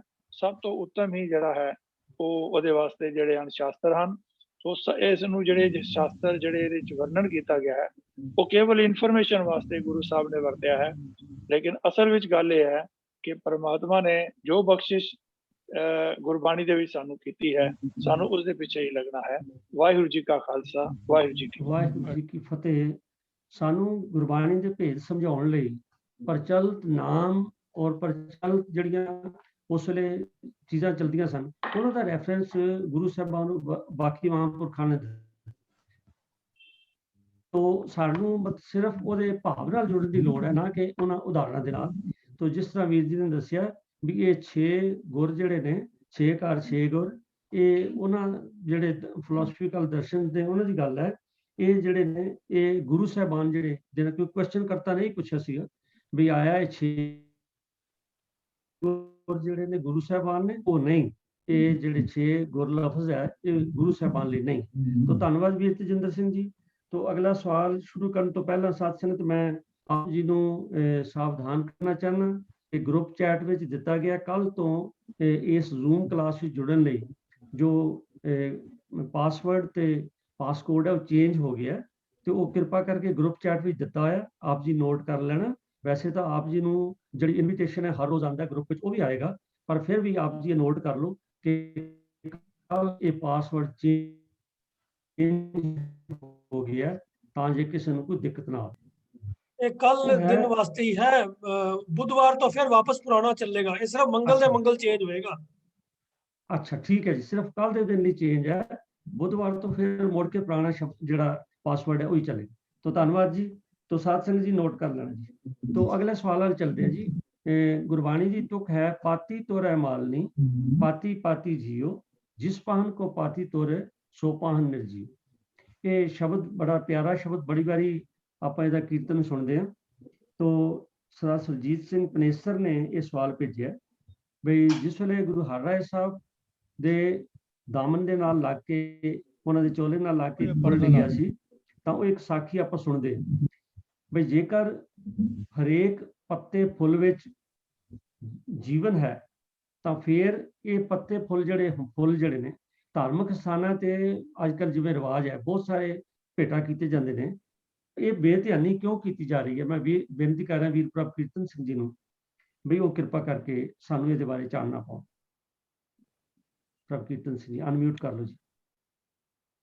ਹਾਂਜੀ, ਵਾਹਿਗੁਰੂ ਜੀ ਕਾ ਖਾਲਸਾ, ਵਾਹਿਗੁਰੂ ਜੀ ਕਾ ਖਾਲਸਾ, ਵਾਹਿਗੁਰੂ ਜੀ ਕੀ ਫਤਿਹ। ਵੀਰ ਜੀਓ, ਵੀਰ ਜੀ ਨੇ ਜਿਹੜੀ ਗੁਰਬਾਣੀ ਦੀ ਪਵਿੱਤਰ ਪੰਕਤੀ ਕੋਟ ਕੀਤੀ ਹੈ, ਪਾਤੀ ਤੋਰਾ ਮਾਲਣੀ ਪਾਤੀ ਪਾਤੀ ਜੀਓ ਵਾਲੀ, ਇਹ ਇੱਕੋ ਹੀ ਪੰਕਤੀ ਨਹੀਂ ਹੈ ਜੋ ਇਸ ਭਾਵਨਾ ਨੂੰ ਦੱਸਦੀ ਹੈ।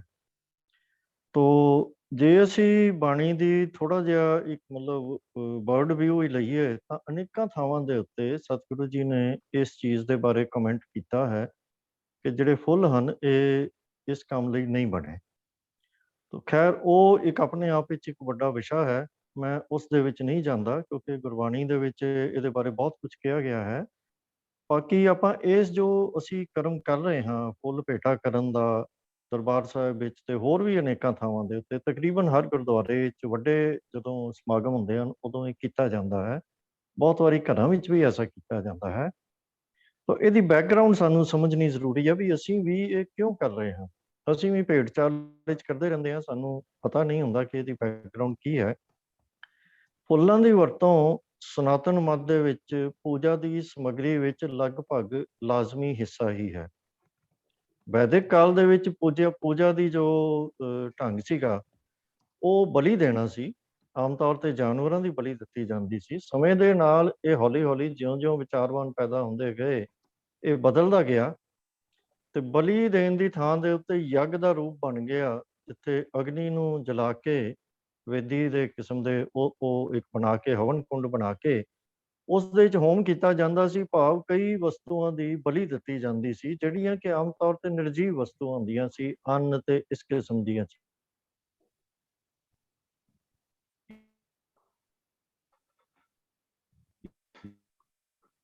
ਤੁਹਾਡੀ ਆਵਾਜ਼ ਬੰਦ ਹੋ ਗਈ। ਮੈਨੂੰ ਲੱਗਦਾ ਕਨੈਕਸ਼ਨ ਨਹੀਂ ਕੱਟ ਗਿਆ ਲੱਗਦਾ, ਕਿਉਂਕਿ ਵੀਡੀਓ ਵੀ ਫ੍ਰੀਜ਼ ਸ਼ੁਰੂ ਕੀਤੀ ਸੀ ਕਿ ਫੁੱਲਾਂ ਦੀ ਵਰਤੋਂ ਸਨਾਤਨ ਮਤ ਵਿੱਚ ਪੂਜਾ ਦੀ ਸਮੱਗਰੀ ਵਿੱਚ ਲਗਭਗ ਲਾਜ਼ਮੀ ਹਿੱਸਾ ਹੀ ਹੁੰਦਾ ਹੈ। ਤਾਂ ਵੈਦਿਕ ਕਾਲ ਦੇ ਵਿੱਚ ਪੂਜਾ ਦਾ ਤਰੀਕਾ ਦੇਵਤਿਆਂ ਦੇ ਅੱਗੇ ਜਾਨਵਰਾਂ ਦੀਆਂ ਬਲੀਆਂ ਦਿੱਤੀਆਂ ਜਾਂਦੀਆਂ ਸਨ, ਜੋ ਬਾਅਦ ਦੇ ਵਿੱਚ ਸਮੇਂ ਦੇ ਨਾਲ ਬਦਲਦਾ ਗਿਆ। ਉਹਨੇ ਯੱਗ ਦਾ ਰੂਪ ਲੈ ਲਿਆ ਤੇ ਯੱਗ ਦੇ ਵਿੱਚ ਚੀਜ਼ਾਂ ਦੀ ਬਲੀ ਦੇਣ ਦਾ ਢੰਗ ਅਗਨੀ ਦੇ ਕੁੰਡ ਦੇ ਵਿੱਚ, ਹਵਨ ਕੁੰਡ ਦੇ ਵਿੱਚ ਚੀਜ਼ਾਂ ਭੇਟ ਕੀਤੀਆਂ ਜਾਂਦੀਆਂ ਸਨ, ਜਿਹਨੂੰ ਹੋਮ ਕਿਹਾ ਜਾਂਦਾ ਸੀ। ਤੇ ਇਸੇ ਹੀ ਭਾਵਨਾ ਦਾ ਇੱਕ ਬਦਲਿਆ ਹੋਇਆ ਰੂਪ ਜਿਹੜਾ ਹੈ ਪੂਜਾ ਦੀ ਤੇ ਆਰਤੀ ਦੀ ਥਾਲੀ ਹੈ, ਜਿਹਦੇ ਵਿੱਚ ਉਹ ਚੀਜ਼ਾਂ ਰੱਖ ਕੇ ਉਹਨਾਂ ਦੀ ਮਤਲਬ ਭੇਟ ਕਰਕੇ ਦੇਵਤਿਆਂ ਨੂੰ ਤੇ ਉਹਨਾਂ ਦੀ ਪੂਜਾ ਕੀਤੀ ਜਾਂਦੀ ਸੀ। ਇਹਨਾਂ ਦੇ ਵਿੱਚੋਂ ਇੱਕ ਹਿੱਸਾ ਜਿਹੜਾ ਸੀ ਉਹ ਕੰਪਲਸਰੀ ਫੁੱਲਾਂ ਦਾ ਹੁੰਦਾ ਹੈ। ਤੋ ਫੁੱਲਾਂ ਨੂੰ ਭੇਟ ਕਰਨ ਦਾ ਰੰਗ ਬੇਸਿਕਲੀ ਇੱਕ ਆਰਤੀ ਦੇ ਵਿੱਚ ਥਾਲੀ ਦੇ ਵਿੱਚ ਆ ਗਿਆ ਤੇ ਉਸ ਤੋਂ ਬਾਅਦ ਇਹ ਫੁੱਲਾਂ ਦੀ ਮਾਲਾ ਬਣਾ ਕੇ ਦੇਵਤਿਆਂ ਦੀਆਂ ਮੂਰਤੀਆਂ ਦੇ ਉੱਤੇ ਭੇਟਾ ਕਰਨ ਦਾ ਆ ਗਿਆ। ਇਸੇ ਤਰ੍ਹਾਂ ਹੀ ਜਿਵੇਂ ਕਿਸੇ ਵੱਡੇ ਵਿਅਕਤੀ ਦੀ, ਮਹਿਮਾਨ ਦੀ ਜੋ ਸਵਾਗਤ ਕਰਨ ਲੱਗੇ ਆਰਤੀ ਕੀਤੀ ਜਾਂਦੀ ਹੈ, ਉਹਦੇ 'ਚ ਵੀ ਫੁੱਲਾਂ ਦੀ ਮਾਲਾ ਉਹਦੇ ਗਲੇ ਵਿੱਚ ਪਹਿਚਾਣ ਦਾ ਸਿਸਟਮ ਆ ਗਿਆ। ਤੇ ਕਈ ਵਾਰੀ ਜਦੋਂ ਫੁੱਲਾਂ ਦੀਆਂ ਲੜੀਆਂ ਅਵੇਲੇਬਲ ਨਾ ਹੋਣ ਤਾਂ ਫਿਰ ਕੁਝ ਕੁ ਫੁੱਲ ਵੀ ਭੇਟਾ ਕਰ ਦਿੱਤੇ ਜਾਂਦੇ ਹਨ, ਪਰ ਇਹ ਤਕਰੀਬਨ ਲਾਜ਼ਮੀ ਗਿਣਿਆ। ਤੋ ਇਹ ਰਿਵਾਜ ਹੈ ਤਾਂ ਅਸਲ ਦੇ ਵਿੱਚ ਧਾਰਮਿਕ ਕਰਮ ਕਾਂਡ ਦੇ ਵਿੱਚੋਂ ਹੀ ਪੈਦਾ ਹੋਇਆ, ਪਰ ਹੁਣ ਅਸੀਂ ਅੱਜ ਇਹਨੂੰ ਭਾਰਤੀ ਸੱਭਿਆਚਾਰ ਦਾ ਇੱਕ ਹਿੱਸਾ ਮੰਨ ਕੇ ਉਹਨੂੰ ਅਪਣਾਉਣਾ ਸ਼ੁਰੂ ਕਰ ਦਿੱਤਾ ਹੈ। ਭੇਡ ਚਾਲ ਦੇ ਵਾਂਗ ਹਰ ਧਰਮ ਦੇ, ਹਰ ਪਰੰਪਰਾ ਦੇ ਲੋਕ ਜਿਹੜੇ ਹਨ ਉਹ ਇਹਨੂੰ ਅਪਣਾ ਹੀ ਚੁੱਕੇ ਹਨ। ਅਸੀਂ ਵੀ ਇਹਨੂੰ ਅਪਣਾ ਹੀ ਚੁੱਕੇ ਹਾਂ ਕਿ ਇਹ ਤਕਰੀਬਨ ਅਸੀਂ ਇਹਨੂੰ ਆਮ ਵਰਤਦਾ ਦੇਖ ਸਕਦੇ ਹਾਂ ਸ੍ਰੀ ਗੁਰੂ ਗ੍ਰੰਥ ਸਾਹਿਬ ਜੀ ਦੀ ਹਜ਼ੂਰੀ ਦੇ ਵਿੱਚ। ਜਿਹੜੀ ਸਾਖੀ ਵੀਰ ਜੀ ਨੇ ਵੀ ਜ਼ਿਕਰ ਕੀਤਾ ਹੈ, ਗੁਰੂ ਹਰਿਰਾਏ ਸਾਹਿਬ ਜੀ ਦੇ ਚੋਲੇ ਨਾਲ ਫੁੱਲ ਟੁੱਟ ਕੇ ਢਹਿ ਪੈਣ ਦੀ ਸਾਖੀ ਤੇ ਫਿਰ 6ਵੇਂ ਪਾਤਸ਼ਾਹ ਦੇ ਉਪਦੇਸ਼ ਦਾ, ਇਹਨੂੰ ਆਮ ਤੌਰ ਤੇ ਇਸ ਤਰ੍ਹਾਂ ਹੀ ਲੈ ਲਿਆ ਜਾਂਦਾ ਹੈ ਕਿ ਸ੍ਰੀ ਗੁਰੂ ਹਰਿਰਾਏ ਸਾਹਿਬ ਜੀ ਦੇ ਨਰਮ ਦਿਲ ਹੋਣ ਦੀ ਐਗਜ਼ਾਮਪਲ ਦੇ ਤੌਰ ਦੇ ਉੱਤੇ ਹੀ ਲੈ ਲਿਆ ਜਾਂਦਾ ਹੈ। ਉਹਨਾਂ ਦੀ ਉਦਾਸੀ ਨੂੰ ਉਹਨਾਂ ਦੇ ਨਰਮ ਦਿਲ ਹੋਣ ਦੇ ਵਜੋਂ ਹੀ ਸਮਝ ਲਿਆ ਜਾਂਦਾ ਹੈ ਕਿ ਇਸ ਕਰਕੇ ਸੀ ਬਈ ਉਹ ਇੰਨੇ ਨਰਮ ਦਿਲ ਸਨ, ਇਹਦੀ ਉਦਾਹਰਨ ਦੇ ਤੌਰ ਤੇ ਵਰਤ ਲਿਆ ਜਾਂਦਾ ਹੈ। ਪਰ ਅਸਲ ਵਿੱਚ ਗੱਲ ਜਿਹੜੀ ਹੈ ਉਹ ਸਿਰਫ ਇੰਨੀ ਕੁ ਨਹੀਂ ਹੈ, ਅਸਲ ਵਿੱਚ ਗੱਲ ਗੁਰਮਤਿ ਸਿਧਾਂਤਾਂ ਦੀ ਹੈ।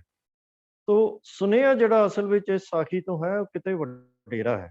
ਇਹ ਬਨਸਪਤੀ ਦੇ ਨਾਲ ਪਿਆਰ ਕਰਨ ਦਾ, ਬਨਸਪਤੀ ਦੀ ਸੇਵਾ ਸੰਭਾਲ ਕਰਨ ਦਾ ਸੁਨੇਹਾ ਹੈ, ਜੋ ਅਕਾਲ ਪੁਰਖ ਦਾ ਨਿਵਾਸ ਉਹਨਾਂ ਦੇ ਵਿੱਚ ਵੀ ਹੈ। ਇਸ ਕਰਕੇ ਅਸੀਂ ਉਹਨਾਂ ਦੀ ਵੀ ਉਸੇ ਤਰ੍ਹਾਂ ਹੀ ਕੇਅਰ ਕਰਨੀ ਹੈ, ਉਹਨਾਂ ਦੀ ਸੇਵਾ ਸੰਭਾਲ ਕਰਨੀ ਹੈ। ਸੁਨੇਹਾ ਅਸਲ ਦੇ ਵਿੱਚ ਇਸ ਦੇ ਪਿੱਛੇ ਇਹ ਹੈ। ਔਰ ਇੱਕ ਐਸਾ ਧਰਮ, ਸਿੱਖ ਧਰਮ, ਜੋ ਇਹ ਸੁਨੇਹਾ ਇੰਨਾ ਸਪਸ਼ਟ ਤੌਰ ਤੇ ਦੇ ਰਿਹਾ ਹੈ, ਕਦੇ ਵੀ ਫੁੱਲਾਂ ਨੂੰ ਪੂਜਾ ਸਮੱਗਰੀ ਬਣਾਉਣ ਲਈ ਹਾਮੀ ਨਹੀਂ ਭਰ ਸਕਦਾ।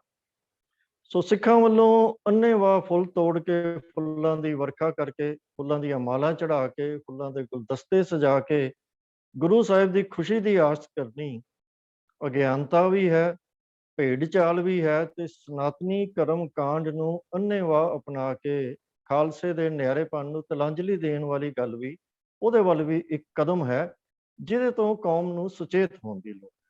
ਇਹ ਸਿਰਫ ਇੱਕ ਹਾਰਮਲੈਸ ਐਕਟੀਵਿਟੀ ਨਹੀਂ ਹੈ, ਕਿਉਂਕਿ ਗੱਲ ਇੱਥੋਂ ਸ਼ੁਰੂ ਹੁੰਦੀ ਹੈ, ਇਹ ਵੱਧਦੀ ਕਿੱਥੇ ਖਤਮ ਹੁੰਦੀ ਹੈ ਅਸੀਂ ਇਸ ਤਰ੍ਹਾਂ ਕੁਝ ਕਹਿ ਨਹੀਂ ਸਕਦੇ।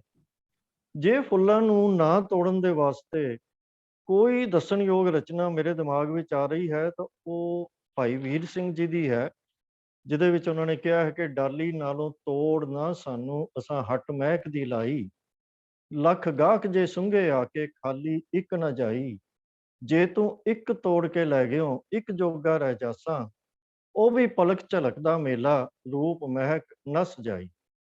ਹੁਣ ਇਹ ਰੁਬਾਈ ਜਿਹੜੀ ਹੈ ਉਹਨਾਂ ਦੀ ਲਿਖੀ ਹੋਈ ਗੁਰਮਤਿ ਫਲਸਫੇ ਦੀ ਬੜੀ ਸਹੀ ਤਰਜਮਾਨੀ ਕਰਦੀ ਹੈ।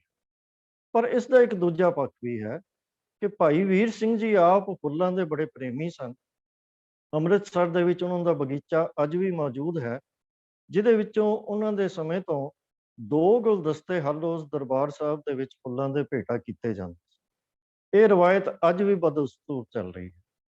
ਹੁਣ ਅਜਿਹੇ ਕਵੀ ਵੱਲੋਂ ਹੋਣਾ ਜਿਸਨੇ ਆਪ ਇਹ ਉੱਪਰ ਲਿਖੀ ਕਵਿਤਾ ਲਿਖੀ ਹੈ, ਇਹ ਸਾਡੀ, ਆਪਾਂ ਇਉਂ ਕਹਿ ਲਈਏ ਕਿ ਸਾਡੀ ਦੁਬਦਾ ਭਰੀ ਅੱਜ ਦੀ ਅਵਸਥਾ ਦੀ ਜਿਹੜੀ ਹੈ ਇੱਕ ਮਤਲਬ ਲਿਵਿੰਗ ਐਗਜ਼ਾਮਪਲ ਹੈ ਕਿ ਅਸੀਂ ਆਪਣੇ ਗੁਰਮਤਿ ਸਿਧਾਂਤਾਂ ਦੇ ਪ੍ਰਤੀ ਵਾਕਿਫ ਹੁੰਦੇ ਹੋਏ ਵੀ ਅਸੀਂ ਕਿੰਨੇ ਦੁਬਦਾ ਭਰੀ ਸਾਡੀ ਵਰਤਾਵਾ ਹੈ।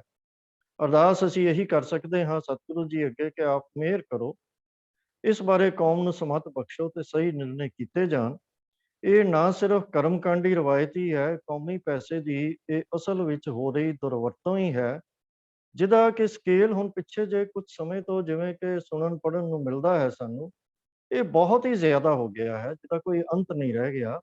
ਔਰ ਇਹ ਜਿਹੜਾ ਪੈਸਾ ਇਸ ਕੰਮ ਲਈ ਵਰਤਿਆ ਜਾ ਰਿਹਾ ਹੈ, ਇਹਦੀ ਵਰਤੋਂ ਸਮਾਜ ਭਲਾਈ ਦੇ ਕਾਰਜਾਂ ਵਿੱਚ ਹੋਣੀ ਚਾਹੀਦੀ ਹੈ, ਜੋ ਕਿ ਗੁਰਮਤਿ ਦਾ ਸਾਡਾ ਪ੍ਰਮੁੱਖ ਸਿਧਾਂਤ ਹੈ, ਜਿਹੜਾ ਕਿ ਵੰਡ ਛਕੋ ਦਾ ਸਿਧਾਂਤ ਹੈ। ਇਹ ਉਸ ਕੰਮ ਲਈ ਇਸ ਮਾਇਆ ਦੀ ਵਰਤੋਂ ਹੋਣੀ ਚਾਹੀਦੀ ਹੈ।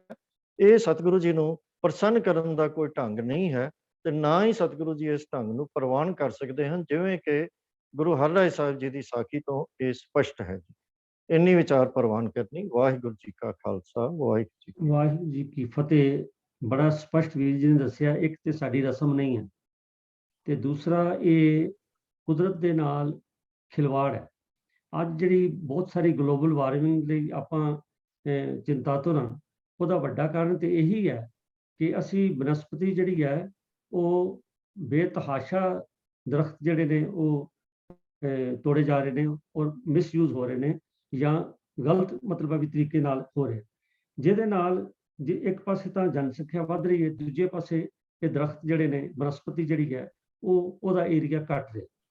ਤੋ ਜਿੱਥੋਂ ਤੱਕ ਸਾਡੀਆਂ ਇਹੋ ਜਿਹੀਆਂ ਸੋ ਕਾਲਡ ਰਸਮਾਂ ਬਣ ਗਈਆਂ ਨੇ, ਇਹਦੇ ਤੇ ਧਿਆਨ ਦੇਣ ਦੀ ਲੋੜ ਹੈ। ਔਰ ਸਭ ਤੋਂ ਜ਼ਿਆਦਾ ਸਹਾਈ ਹੋ ਸਕਦੇ ਨੇ ਗੁਰਦੁਆਰਾ ਪ੍ਰਬੰਧਕ ਕਮੇਟੀਆਂ, ਚਾਹੇ ਉਹ ਆਮ ਸ਼ਹਿਰਾਂ ਦੇ ਗੁਰਦੁਆਰੇ ਹੋਣ ਜਾਂ ਇਤਿਹਾਸਕ ਗੁਰਦੁਆਰੇ ਹੋਣ, ਕਿਉਂਕਿ ਅੱਜ ਦੇਖਣ 'ਚ ਆਇਆ ਕਿ ਜਿੱਥੇ ਵੀ ਸੰਗਤ ਜ਼ਿਆਦਾ ਜਾਂਦੀ ਹੈ, ਉੱਥੇ ਬਹੁਤ ਸਾਰੇ ਗੁਰਦੁਆਰਿਆਂ ਸਾਹਿਬ ਦੇ ਨਾਲ ਜਾਂ ਨੇੜੇ ਇਹ ਫੁੱਲਾਂ ਦੇ ਜਾਂ ਫੁੱਲ ਦੇ ਹਾਰਾਂ ਦੀਆਂ ਦੁਕਾਨਾਂ ਜਿਹੜੀਆਂ ਨੇ ਬਣਦੀਆਂ। ਜੇਕਰ ਕਿਸੇ ਪ੍ਰਬੰਧਕ ਨਾਲ ਗੱਲ ਕੀਤੀ ਜਾਏ ਕਈ ਵਾਰੀ ਤਾਂ ਉਹ ਕਹਿੰਦੇ ਜੀ ਕੀ ਕਰੀਏ, ਸੰਗਤ ਆਪਣੀ ਮਰਜ਼ੀ ਕਰਦੀ ਹੈ, ਅਸੀਂ ਰੋਕ ਨਹੀਂ ਸਕਦੇ। ਪਰ ਮੇਰੀ ਬੇਨਤੀ ਹੈ ਕਿ ਜਿਸ ਤਰ੍ਹਾਂ ਵੱਡੇ ਵੱਡੇ ਜੋ ਇਸ ਇਤਿਹਾਸਕ ਸਥਾਨ ਨੇ ਉੱਥੇ ਤੇ ਸੁਣਨ ਚ ਆਇਆ ਬਕਾਇਦਾ ਉਹ ਦੁਕਾਨਾਂ ਜਿਹੜੀਆਂ ਜਾਂ ਕਿਰਾਏ ਤੇ ਦਿੱਤੀਆਂ ਜਾਂਦੀਆਂ ਜਾਂ ਠੇਕਾ ਦਿੱਤਾ ਜਾਂਦਾ, ਘੱਟੋ ਘੱਟ ਇਹ ਤਾਂ ਮਨਾ ਕਰ ਸਕਦੇ। ਤੇ ਦੂਸਰੀ ਗੱਲ ਇਹ ਹੈ ਕਿ ਜਿਹੜੀ ਗੱਲ ਇੱਕ ਹੋਰ ਵੀ ਆਪਾਂ ਅਸੀਂ ਉਹਨੂੰ ਸਾਨੂੰ ਮੰਨਣੀ ਚਾਹੀਦੀ ਹੈ ਕਿ ਇਹੋ ਜਿਹੀਆਂ ਚੀਜ਼ਾਂ ਨੂੰ ਅਸੀਂ ਖੋਲ ਕੇ ਪ੍ਰਚਾਰ ਹੀ ਨਹੀਂ ਕਰ ਸਕੇ ਕਿ ਇਹ ਰਸਮਾਂ ਸਾਡੀਆਂ ਨਹੀਂ, ਸਾਨੂੰ ਕਿਉਂ ਨਹੀਂ ਕਰਨੀਆਂ ਚਾਹੀਦੀਆਂ। ਜਿਵੇਂ ਅੱਜ ਵੀਰ ਜੀ ਨੇ ਦੱਸਿਆ, ਇਸ ਗੱਲ ਨੂੰ ਪ੍ਰਚਾਰਨ ਦੀ ਲੋੜ ਹੈ। ਤੇ ਜਿਤਨੀ ਸੰਗਤ ਹੁਣ ਜੁੜੀ ਹੈ, ਮੈਂ ਉਹਨਾਂ ਨੂੰ ਵੀ ਬੇਨਤੀ ਕਰਾਂਗਾ ਵੀ ਇਹੋ ਜਿਹੀਆਂ ਜਿਹੜੇ ਬੜੇ ਅਹਿਮ ਮਸਲੇ ਨੇ ਔਰ ਜਿਹੜੇ ਅਣਗੋਲੇ ਰਹਿ ਗਏ ਨੇ ਉਹਨਾਂ ਦਾ ਬਿਲਕੁਲ ਸਾਨੂੰ ਸਾਰਿਆਂ ਨੂੰ ਧਿਆਨ ਰੱਖਣਾ ਚਾਹੀਦਾ, ਤਾਂ ਜੇ ਇਹੋ ਜਿਹੀਆਂ ਰਸਮਾਂ ਤਾਂ ਹੀ ਠੱਲ ਪਾ ਸਕਦੀ ਹੈ ਜਿਸ ਨਾਲ ਅਸੀਂ ਸੰਗਤ ਨੂੰ ਆਪ ਜਾਗਰੂਕ ਪਹਿਲੇ ਹੋਵਾਂਗੇ, ਫਿਰ ਸੰਗਤ ਨੂੰ ਜਾਗਰੂਕ ਕਰਾਂਗੇ। तो वीर प्रभ कीर्तन सिंह जी, आप जी का बहुत बहुत धन्यवाद है। तो साध संगत जी, मैं बेनती करते हैं कि सवाल अजे बकाया हैं परंतु समा बकाया नहीं, इस करके ये सवाल जवाब सैशन जिहड़ा है ये इत्थे आपां समाप्ति करनी पै रही है। तो जिहड़े सज्जन दो नवीं आईडीज मैं दिस रही ने, मैं उन्होंने बेनती करांगा कि वो कृपा करके अपने आप को अनम्यूट करनगे जी और संगत नाल फतेह सांझी करनगे। तो एक आईडी है जी अभिराज सिंह माहल, जिन्हों की आईडी है अभिराज सिंह माहल, वो अपने आप को अनम्यूट करके संगत नाल फतेह सांझी कर लो। अभिराज सिंह माहल। एक होर आईडी जब तक मैं बोल देना जो है जी आर कोर, जेकर ये नवे आए ने जिन्हों की आईडी आर कोर है तो वो अपनी इंट्रोडक्शन दे सकते हैं जी, वो कृपा करके अपने अनम्यूट कर लें। आर कोर ग्रुप चैट विच सानू एक सवाल आया तो वो है कि जे आनंद साहब की बाणी चो हुक्म आ जाए तो कितना पढ़ना है। जिन्हों का सवाल है मैं उन्होंने बेनती करांगा कि सवाल तुहाडा नोट कर लिया गया है तो इसकी कोशिश होएगी भी अगले सोमवार इसका तुहानू उत्तर दिता जाए, तो वो नोट कर लिया गया है। सवाल आया हरविंदर सिंह जी वालों, if I am not wrong, एक मिनट मैं देख लूँ। चलो जिन्हों का भी है, मैं जिन्होंने दो आईडीज बोलिया ने जे उन्होंने अनम्यूट हो सकते हैं तो प्लीज़ कर लो, तो नहीं तो मैं वीर हरजीत सिंह जी बेनती करांगा भी वो अपना अगला प्रोग्राम दसन। वाहिगुरू जी का खालसा, वाहिगुरू जी।